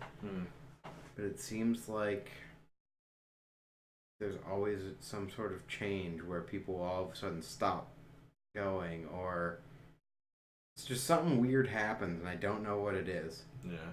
But it's like they forsake kind of where they came from, and I don't get it. Yeah, man, it was definitely weird, like, coming up from Huntington. Like, we was expecting to get a skate park for like a really long time, and it ended up happening like probably like 4 years ago. So pretty much like really didn't even get to ride it too much or anything, but it's still more like a street plaza. You know, you've been there, so it's kind of like a lot of stuff to grind, but not like any transition or like, I don't know, anything really parked too much, you know? So, like, it's cool. Like, I like that, but at the same time, coming up here to where, like, there's so many skate parks and, like, a lot of transition and stuff like that, it's just a whole different thing, you know?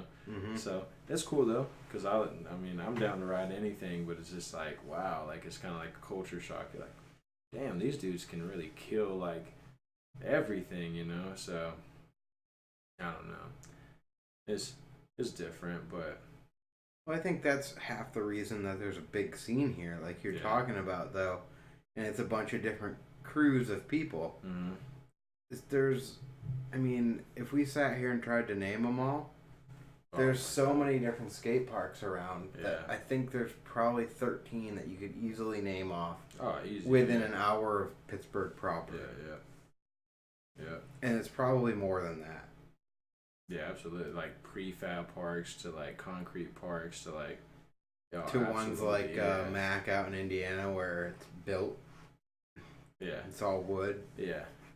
So, like when you've got that much around to ride, plus there were a couple of indoor parks like B Cubed and some other stuff around before. Yeah. Now Wheel Mill's the new generation of dudes all coming up. It's like the cheapest daycare in town when you're buying their pass or something. Of course, yeah. The parents drop their kids every single day. Yep. And how good do you get if you're dropped off at the skate park every single day and you just get to ride? So you know. Yeah. Like there's some really good killers coming out of there. Yeah. And they're what, like 13 years old, and they're just destroying. Exactly, man. Learning quick. It's so quick. Yeah, I guess that's part like what they see already, you know, like seeing videos or just seeing in person at that place, because like the level of riding there is like insane. You go there and you just watch people just kill it all day. So it's good, man. It's definitely a good thing, like to have just dirt around here, street, and like even since I moved here though, like it seems like a lot of kids when I first got here, like they were more like into like park, like no pegs or anything like that. Now it seems like a lot of people, they like redid the like park room, street room, or whatever. So like a lot of people now is definitely riding pegs and like trying to learn a lot of grinds and stuff. So that's awesome to see too, just in the little time that I've been here. Yeah. Yeah, that's Yeah, sick. I don't know if it blends in with the street jam thing too. That you've had a couple of years of street jams I'm now, sure and it people does. are, oh, we got to be ready for the street jam too. And Yeah. I don't know. I mean, maybe. I'm sure it does. And you go to something like that, you see that many people stoked on like riding around in the streets. Like we've had times where we're just out trying to cruise around the streets and everything. Like a kid will hit somebody up and be like, "Yo, we want to come ride with y'all," and like it'll turn in almost like a jam, just like that. You know, they bring a bunch of kids from the skate park that just want to ride around. You know, so Yeah. I'm sure it does, man. Like doing stuff like that definitely is influencing. That's for sure. I hope someone's influenced by it because I'm not doing them for me. That's for sure. Exactly. Yeah. Exactly. Yeah. It's a lot of work, Mm. and I mean, I'm sure I've said it to you at some point. I don't like riding in big groups of people. Yeah, for sure. I find it very unmotivating. So they're definitely not for me hosting these jams. Yeah, that's what I mean too. Like just like dudes just ready to send it at a jam. Like really just like I mean I see why, because they got like a big audience right there in front of them. So like I guess it's motivating to some people, and then other people like you say, you know, like I'm the same way. Like I would rather be like with a few homies that I like chilling with, and like it's really like just a good vibe, you know. Like but younger dudes, man, like I probably used to be that way too. Like you go to a jam and you're like, I'm ready to show people like what I have, you know. So I don't know. It's definitely a good thing, man. Yeah. All right, you plan on doing another one this year? Nice. Yeah. Yeah, and then beyond that, I don't know for sure. I'm kind of unsure about doing the same jam over and over. Yeah. But there's almost no other route you can take through Pittsburgh where you've got a bunch of places you can take a bunch of dudes all at once. Yeah. All within riding distance of each other. So, like, we can go in a different order, but, you know, I'll do another one this year and see what the response and turnout is. You also don't want it to get worse and worse every year. And, like, people get sick of, oh, that route again, or oh, it's the same jam as last year. What do you? So you did it for 3 years, right? Yeah. And you always meet up at MLK. It's always been meet up at MLK because it's, again, you know, you have the most people starting out. One thing that needs to change this year is the best trick call out of like, oh, let's do best trick over this thing. And you're like, as soon as someone says best trick, everyone stops riding. And I mean, I've watched it at the Pittsburgh Jam and I've watched it at the Binghamton one at HCS. As soon as you say best trick, it goes from everyone riding and having a good time to a bunch of people standing around watching. Yeah. I feel that. And if you're not into the best trick thing, then we just ruin the jam for you. Yeah. Repeatedly, because it's not like we only do it once. So I'd like to just be more aware of what's going on and throw prizes out for little things. Like, hey man, that was sick. Because every single year we end up super stingy on product anyway. And then throw a ton of it at the end, but people don't stick around all day. Yeah, for sure. Yeah. Yeah, I guess there's like, at a jam, there's like different levels to riding too. You got like dudes that's really like doing some like crazy shit that's like, okay, like, yeah, you deserve some. But then you got like kids and stuff that's like really not like into it fully yet. And if they would get like something, they'd be like, wow, like, you're really extra stoked on it. When it's as simple as, hey, I want to see someone do a wheelie right now. First person gets a hat. Yeah. Yeah. All right. Yeah. Just you know, little kid pulls up, rips a wheelie down the road, and you're like, here you go. Yeah. And then, like, could change their life, man. They could really be like, all right, sweet. Like, I just won a prize from BMX. Like, yeah, you didn't have to be the best. Yeah. I agree. I guess when you like call out like a best trick, people are chilling back, looking, and been like, what is somebody gonna send right now or something? Well, and, you know, there's also a whole argument that could be made, like, for the dudes that come out every single year, and just shut it down at every spot we go to over and over. Yeah. Do they even get a prize at this point? Like, they don't need it. They're not. That's not why they came out. Yeah. And it is like the kids. It's the next generation that needs that stuff. Yeah, I feel that. I definitely feel that. I don't think if I'm at a jam, like, and it's like, you know, definitely like a local jam, I don't feel like I really even want anything, you know? Like you just said, I feel like it's more for the next generation, like getting like the younger dudes like really stoked on it to stay in it and like really be like having fun. Yeah, I mean, there's always like if my pedal snaps off mid jam and someone's gonna throw me a set of pedals, Oh like yeah. I'm down. But that's the point too, is just keep everyone rolling. Yeah. Yep. I agree. Yep. But as far as that whole next generation thing goes too, I'm gonna touch back to the wheel mill because you talked about the scene, and then we were talking about some older skate parks and stuff. And I made a note to myself. The one thing I've noticed about the wheel mill is that it is far, like, it's the least clicky place I've ever been to. Yeah, absolutely. As far as a skate park goes, you know, it's not like you roll up as an out of towner or something. I mean, everyone's vibing you like you don't belong here. Yeah. And so it's good that it's a touristy park in that sense. But I've never also sat around there and felt like, oh, that crew over there is not cool with that crew over there. So, like, this whole room's weird. It's just dudes at a skate park. Yeah. And it's really cool to see the whole clique thing not exist there. Because it existed bad at some parks in the past. And probably still does in a lot of parks. Yeah, I can go there on a day to like the normal homies, like I hit up like just a ride like street or something like that. Like even if I don't talk to them, I just go there. Like it could be like younger dudes there that like I just know from there that I'm riding with, and it's a cool vibe. Or like, you know, just like you said, like that's really cool about that place, man. Like you can go there and like you're gonna like have a conversation with somebody or be stoked with somebody like that. Like I don't know, man. Like there's definitely always people there that's just like always cool and fun to ride with. That's for sure, man. That place is definitely a breeding ground for like the new generation of people that's just gonna kill it. Yeah, and I hope that's the case moving forward. That it's just this generation is not so douchey. Yeah. In a way, and I come from that generation. I live that generation. Yeah. But it's, you know, I guess traveling a lot, I've probably noticed it too, where you roll up to a skate park and everyone just gives you the eye. Yeah. Or they start doing the follow you around, do everything you do thing. And you're like, that's whack. I don't know, man. Like, what's your deal? Yeah, that's whack.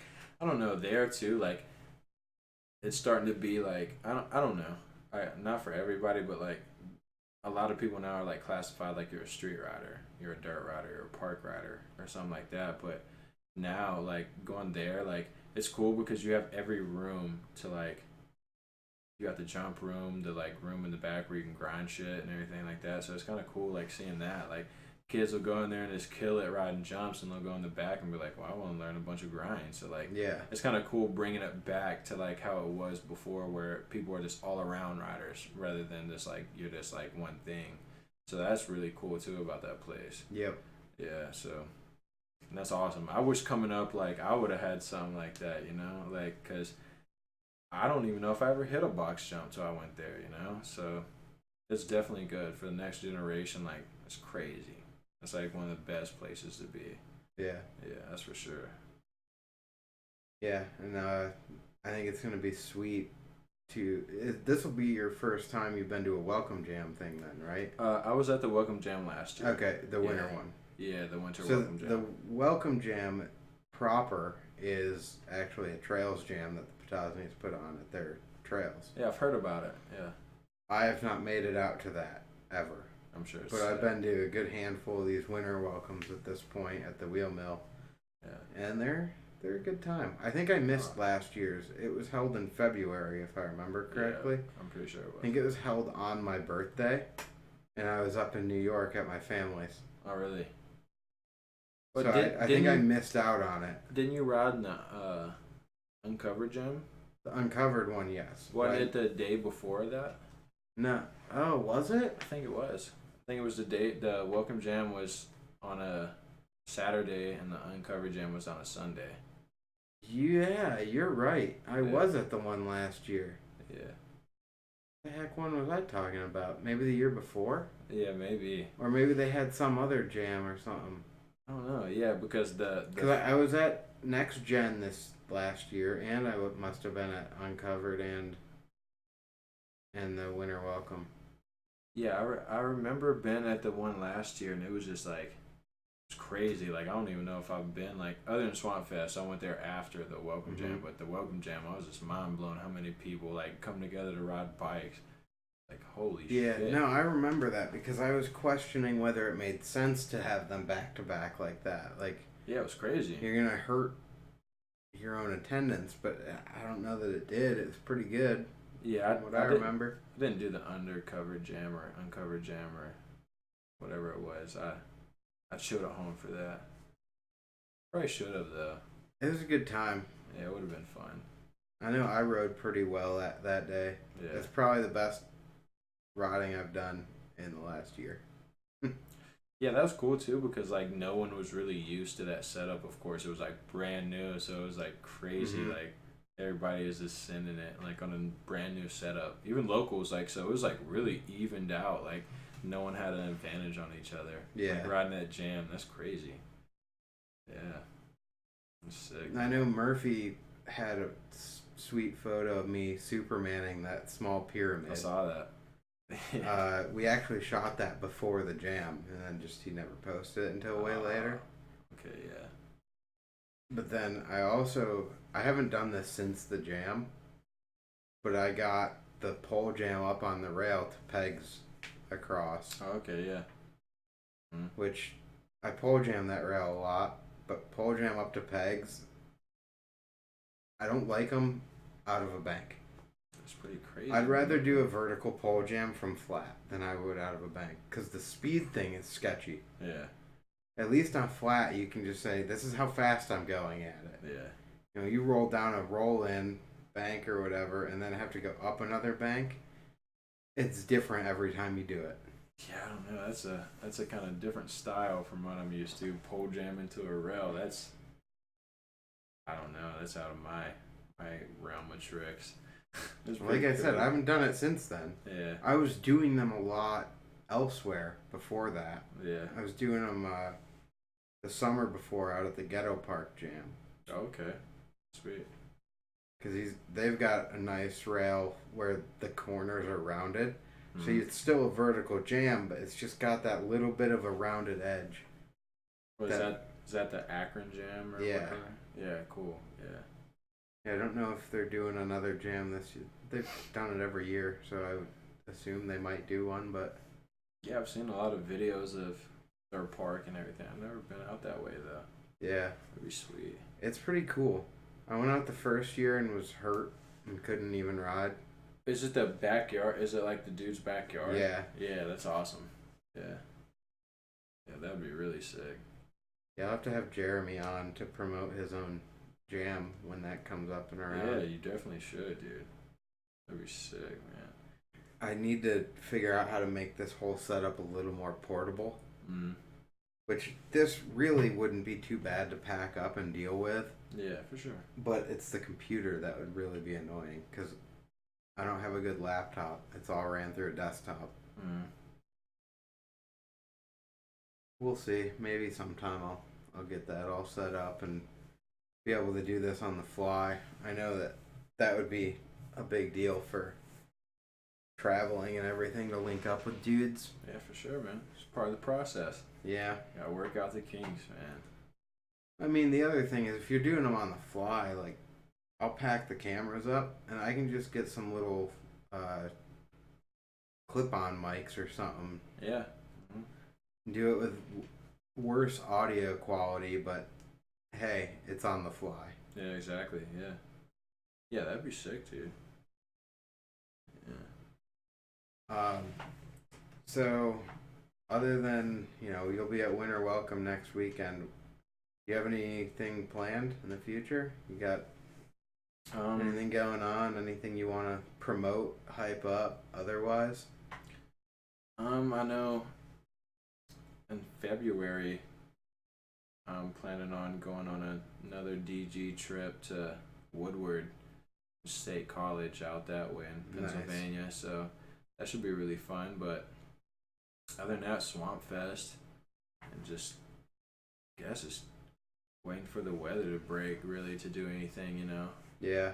Just I was tentatively supposed to have a trip to Woodward in February too, but I don't know when it was. Yeah. And I need to figure out who was in charge of that, see if they actually booked something, because that needs to happen. Yeah, I'm waiting on the details for everything to roll through, but I guess it's like in the works, so I've never been, and I think that'd be insane. Yeah. So the winter ones are a little bit lackluster in a way because they limit you down to only a couple of parks there. Yeah. Unless you want to just go ride it anyway and get in trouble, but whatever. Yeah, I know they got like outdoor parks too that of course like this time of year you're probably not going to ride. Well, and it's not always, but it's quite often very windy. Yeah. And you'll get out there and think, oh, it's 40 degrees out. I'm going to ride this little outdoor strip. Yeah. It's 25-mile-an-hour winds, and you're like, no, I'm not even trying. Freezing and just blown away. Yeah. Yeah, I don't know, man. I like I said, that's in the works. I mean, I'm sure it'll end up working itself out, but who knows about the details. I think that would definitely be probably like a weekend trip or something. Yeah, it's usually either a Friday, Saturday, Sunday, or just a Saturday, Sunday. Yeah, I would say so. Yeah, so that'd be sick. Yeah, but like I say, other than that, Swamp Fest, and I don't know if anything else, it'd be sick to definitely like just make it back down south. Yeah. But you'll have to make it to the Binghamton Jam this year. I think last year something came up and you either couldn't get to this half of the city to bum a ride with someone or something came up. Yeah, I can't remember, but I definitely want to though. I know I was up there a whole week prior, so you couldn't have bummed a ride with me. Yeah. And then a bunch of people came up, but it was full cars or something. Yeah, definitely missed out on that. This year though, definitely I'm gonna make it happen. For sure, because that place looks insane. This looks so fun to ride. It is amazing. Yeah. Yeah, I'll make it happen. That's for sure. Any Suge Inc. jams that you know of? Are they trying to do anything, or is it basically all on you if it were to happen? I think it's all on me. Alright. Well.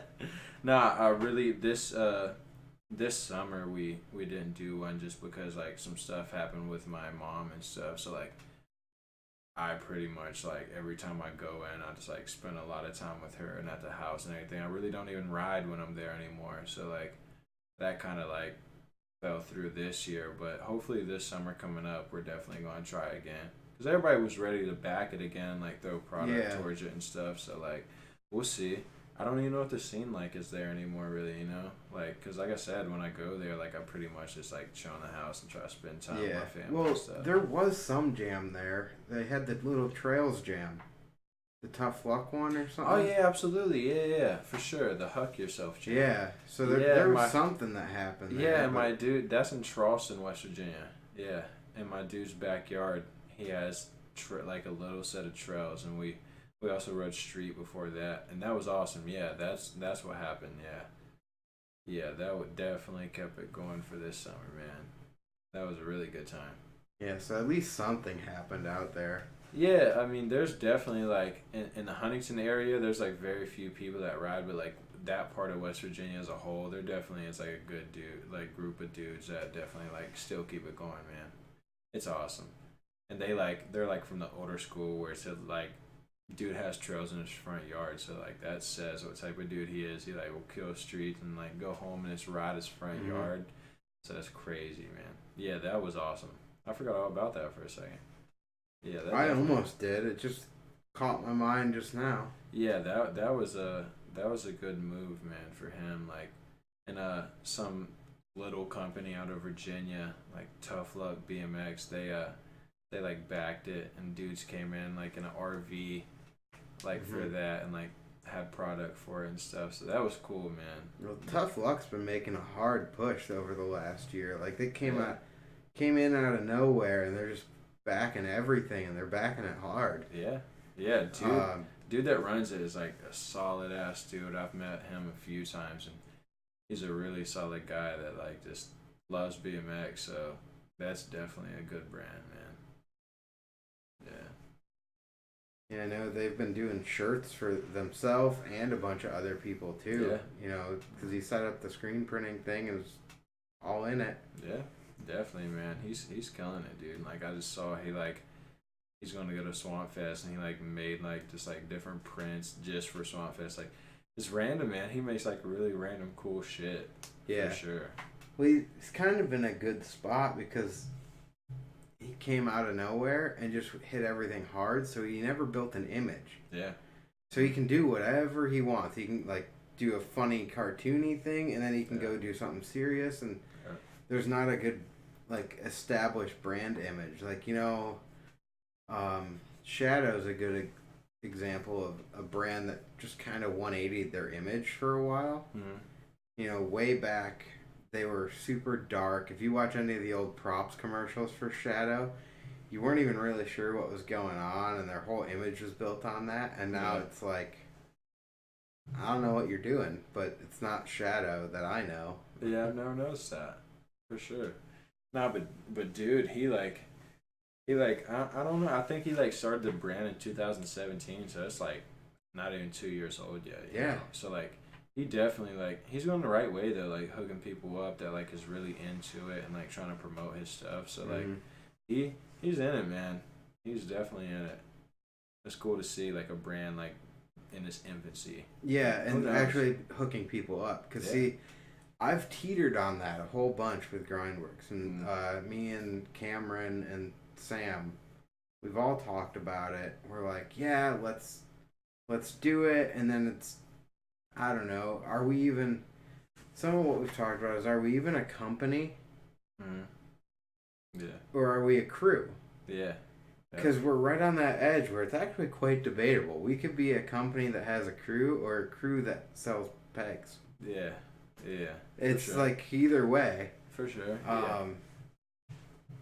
I find it very interesting to think about it that way. But I've focused on promoting a scene rather than promoting people. Figured if you put your name on more events and less people, your name gets out there to more people. Yeah. So that's the way we've always focused on it since 2013 is when we started it. Yeah. Which is crazy to think that we've been around that long. I know, right? That's cool, man. But I just still teeter back and forth on like, does it make sense to bring a team in and do less events? Because at this point, I have enough historical data to show that I don't get many sales out of sponsoring events. Yeah. We do get some here and there. But an event is once in a scene, then it goes away. Someone's left with a set of pegs. Other people might have stickers. They fade away. Someone gets a new frame. Gone. Yeah. Versus someone that's out there promoting a product and a brand all the time. So I got to figure that out a little bit more. A plan as far as what I want to do in the future. And see where we go. Right now I've got some people I've talked to that, like, actually only one person. They were interested. And then I've been in a spot where I don't have any new product. Yeah. So I have nothing to give them. And I have nothing for them to promote. So yeah, kind of I can't do anything. There's like, what's the point? Yeah.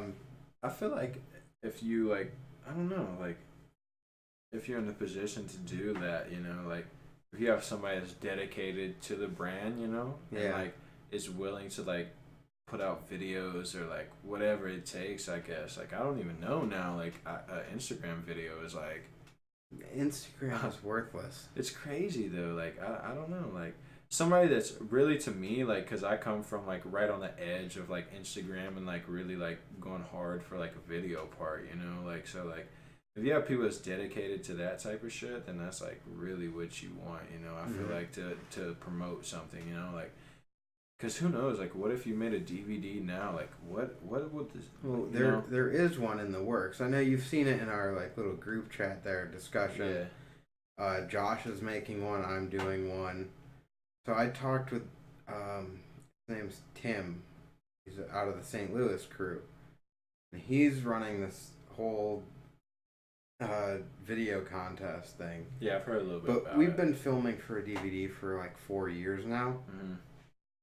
And you know, the whole initial crew that I asked to film, almost none of them ride anymore.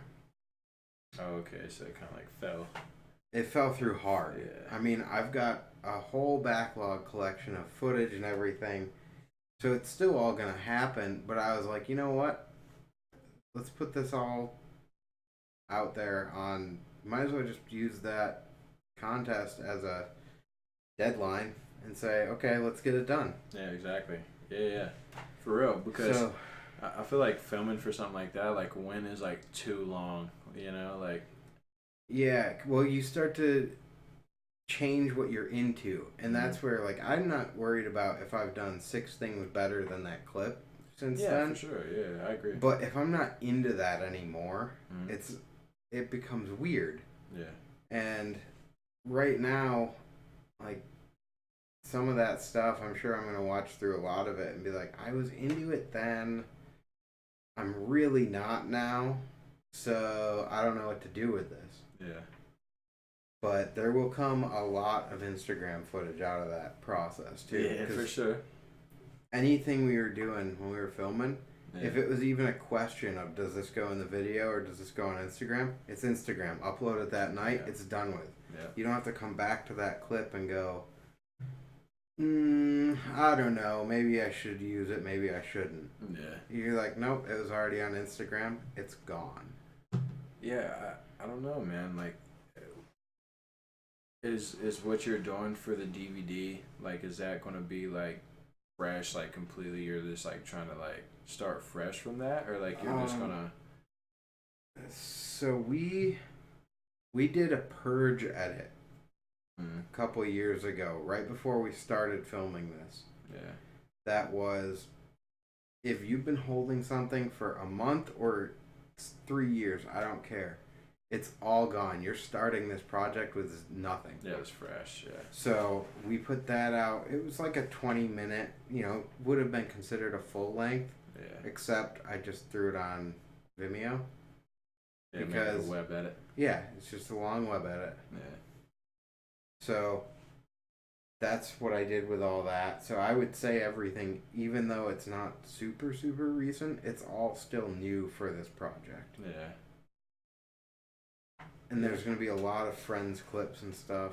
I probably almost have enough to do it all now. I could just put it out if I wanted to. But I don't know. I mean, we kind of filming every time we go out and ride, and there's a thing or two here or there I'll just not post on Instagram. Well, what's your goal, like, time length? Like, 45 minutes longer, like... So for the contest, it has to be under 45 minutes. Oh, okay. So that's actually where we talked about, all right, Josh should do one, I should do one, Jake Hobler's doing one. Yeah. So all of us are working on these videos, and there's going to be some overlap in them. Like, we'll have clips in each other's videos. Everybody because we all ride together. Yeah, everybody hangs out together. Yeah. But I think that's cool. I think it'll be really cool when you start looking at it from going down to that contest perspective, that you're gonna see all the same people. Like, that's a tight scene over there. Yeah. How many crews is entering that? I don't know what the latest was. He was doing a whole bunch of like little sub challenges to keep people interested each month, and I know I haven't participated in any of that. Josh hasn't. I don't know who is participating in that. I haven't seen any challenges for January yet. Yeah. But I know it's to mostly keep people on track and motivated because you'll forget about it. Yeah. What was the deadline for that? The video contest is the same weekend as his jam for next year, which will be sometime in April 2020. Oh, okay. So I got a good bit. Yeah, yeah. That's sick. But I don't remember what the exact date was. But yeah, we've got all summer to film. Yeah. The winter to get everything, 95% cut and polished, and then early spring to be like, here's the last minute things we need to do. Yeah, absolutely. Yeah, that's when it's crunch time. Everybody's got to bang out what they wanted. Yep. Yeah. So I'm hoping to have a good summer of filming. Yeah. I need to actually get out and ride more than I did this year. Mm. Yeah, this year it seems slow. For everybody, really, I guess. Like, slow for me, I know that for sure, man. I know that. Well, it was hard for me to tell on my end specifically. I know it was less because of having the baby. Yeah, for sure. But I also went from having a place that I could ride every single day that I wanted to spending a solid month of tear out and cleanup on the ice house. Yeah. And that was, it's just not very motivating to tear out your spot and have to clean it all up and return it to, like new condition. Yeah. So after that, then I held the 2 jams. There were supposed to be 3. I don't really want to get into the details on that right now because it's frustrating. But well, the way that turned out was pretty much a huge bummer, and it killed my motivation to ride for a solid 2 months. GrindWorks 3. What, in Pittsburgh? Nope. It was going to be 2 weeks after the second jam. So it was supposed to be jam, 2 weeks off, jam, 2 weeks off, jam. And I'm just going to say it got hijacked, branded by another company, and it happened anyway. Oh, really? Yes. Wow. Damn. Yeah, I didn't know anything about that. That's wild. Because our name never got put on it. Yeah. Someone else threw a flyer together, and it went all over the internet. Oh, no way. It was like a bigger jam? Yeah. Wow. I just don't really want to throw the company under the bus at the moment. Yeah. Wow. I'll tell you offline. Yeah, for sure. Yeah, it's pretty whack. But it's total bummer. Yeah. I didn't care. So Absolutely. I just need to stay on track a little bit this year. Yeah. And I feel like I've coasted a little bit on that, caring less and less since then.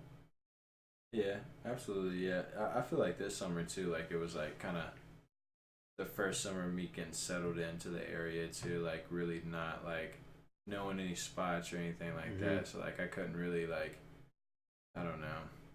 I could have went out by myself and like really found I guess spots, but like it's boring. I guess like going riding by yourself, So kind of just chilled, waited back for everybody to like group up and do it, but. I don't know. Hopefully this summer we'll hit it hard. We'll get stuff filmed. Yeah, that'd be sick, man. I'm excited. I don't, at this point with our video too, I don't have anyone specifically lined out for full parts or like friend stuff and anything like that. Yeah. It's kind of like the way that all fell through the first time around. And it is what it is. There might be, I might edit it all as a mixed video at that point. If I'm the only one that's got enough stuff for a full part, or me and Tyler, then we just sprinkle it in between everyone else's stuff. Yeah, for sure. I don't know. It seems like everybody's like really motivated right now.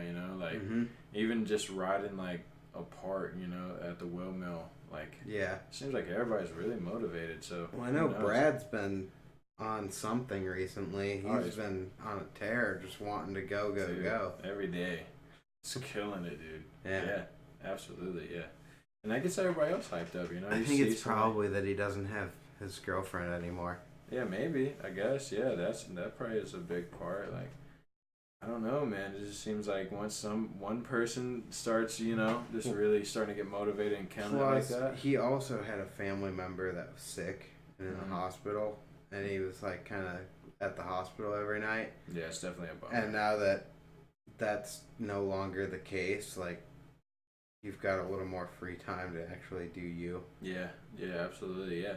Yeah, that's that's a good thing, but no, absolutely not. But I mean, I don't know. I just like moving here. Like it definitely like took me away from like really like I don't know my family and friends, but it also like I don't know, kind of like more distraction and stuff. So like the only distraction from riding I have now is work, really. So like when I'm not working, I can just ride whenever, and I have to really worry about like anything else. So, yeah. Just keep in contact with everybody else back home and just ride really. So that's really cool. I don't know. It was like a fresh start of riding. So that was awesome. Yeah. No, I definitely see that. Yeah. Because, I mean, I did it right before you, basically. Yeah. So I know that there was a good part before when I moved down here. There was probably 2.5 to 3 months where Rachel hadn't moved down yet. She had gotten approved for a job transfer, but hadn't made the move. Yeah. So I was down here alone. Mm-hmm. And I was riding every single day. Yeah, exactly, yeah. Like I was a teenager again almost. And it just doesn't happen that much when you're in a routine and you've got other people to please. Just you don't get out. And it is what it is. Like today was an example of just being comfortable with that too. Mm-hmm. Like I could have gone out and ridden. I have nothing going on here. Rachel and Ryder are up in New York. Yeah. I slept in late because I'm living on West Coast time still. Yeah. But I could have just gone to the wheel mill, or I could have just gone out on my own, and I just didn't. And it's like, that's a bummer. Yeah, for sure. And I can attribute that to like the whole thing that I mentioned before with like just being burned out and bummed on certain things, but the reality is I just chose not to go ride, and I'm not sure why. Yeah, I can relate because sometimes like I'll work and I'll get off work and like it's like a debate with myself and just like I'm tired, like do I really want to go ride? And like sometimes I don't want to, but like always when I'm sitting at home like about to go to sleep, I'm like, I probably should have, like it would have made my day better. Or even like sometimes if you show up to the park, then you have a good session anyway. Or you don't, and you're like, you know what? Okay, fine. I'm not gonna ride today. Like I tried, whatever. Yeah, for sure. But at least you're not questioning it later. Yeah. Yeah, it's weird too. Like sometimes, like especially at the park, because if I ride street, like I can just ride down the street and like I'm having a blast. Like that's like it's crazy. But when I'm at a park, like if I go there, like sometimes at first it feels like I'm like having the worst session ever, and then it like turns into the best. Like. It's weird. I don't know. Just like today, like I really wasn't feeling it too much, but I went there and ended up having a blast. So like, I don't know. I just never know. So I'd rather just go and just like, like you say, I'd rather know than not know. So. Yep. Yeah, man. It's BMX. BMX. I love it. Absolutely. Yeah. BMX. Anything else you want to talk about, or pretty much wrapped? Chill, man. Yeah. Drop your socials. I know you got your personal. You got Shug Inc. You might as well give DG another shout out. Whatever you want to do. Yeah. Mine is Chase Bucci. Bucci, Bucci, and follow Daily Grind at Daily Grind. Shugging at Shugging, and yeah, man, it's been fun, dude. I love this shit. Yeah, I mean it's like the same conversation we have at the skate park. Really, it's just that there's cameras over this way that Yeah, at first you're just like, wow, this is weird, but then it's just like... Yeah, I mean, we're just talking. Actually, the thing that's been more distracting to me, the last couple I've filmed, is that we're staring through this window. I know, right? But it kind of like, just like disappears, kind of. It's weird. Yeah, well, occasionally they'll start to catch my eye, and it kind of makes me want to go cross-eyed. Yeah, because sure. of the depth of field. Yeah, for sure. But yeah, it's really not that bad. I should probably adjust that next time. I think the last one I had this pulled up more, so it was less narrow looking. Yeah, man, it's definitely cool, dude. Like, it's first experience doing a podcast and shit. Like, it's awesome. Yeah, it's fun. I've been enjoying doing them, so I hope they're enjoyable to listen to. Yeah, and I was talking to people earlier. I'm like, you're like the dude to do it, you know? Like, you're like a good conversation, starter. So, like, whatever. Sometimes. I mean, there's times, like, I don't know. Sometimes I just sit there and don't say a word for an entire session. Me too, man. Like, I'm really quiet as well, but it's just like, I don't know. You just say, like, you could say one subject and it just sparks, like, a huge conversation, so... I've been trying to use it as a personal thing too, like because I will just show up somewhere and just sit there and not talk to anyone, and it's not like I don't want to or whatever. It's just that sometimes I'm not into talking. Yeah, for sure.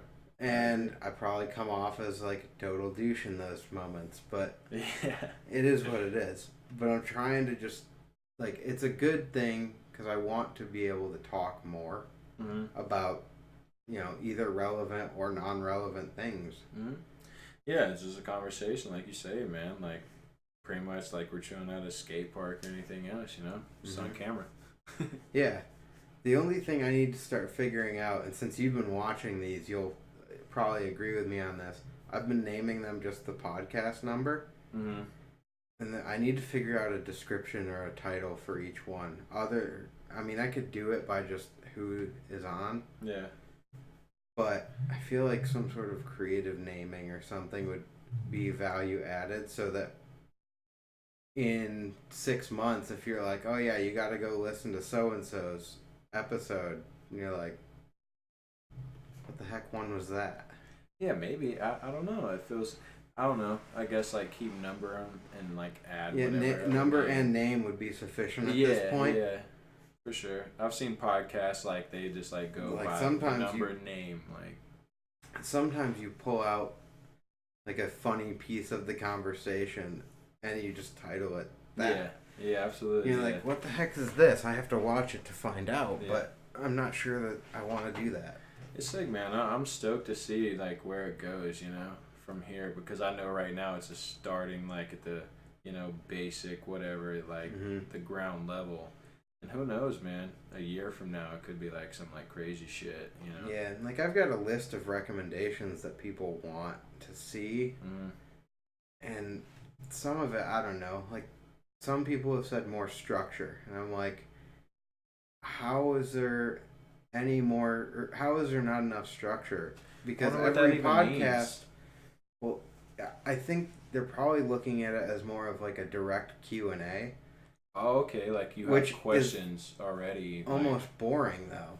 Yeah, that's kind of whack. My format so far has been like, how do we know each other?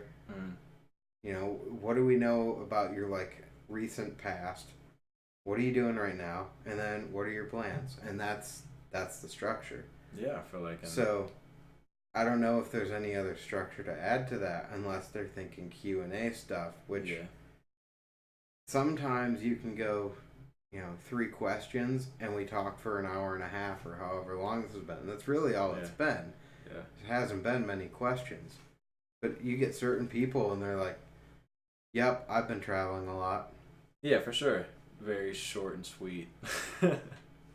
Okay, well, now I gotta poke and prod and like... This just isn't going to go well. Yeah, and for sure. I mean, I've tried to not make any of these about me, but I do talk an awful lot about myself and about GrindWorks. You kind of have to make it relatable and back and forth. Yeah.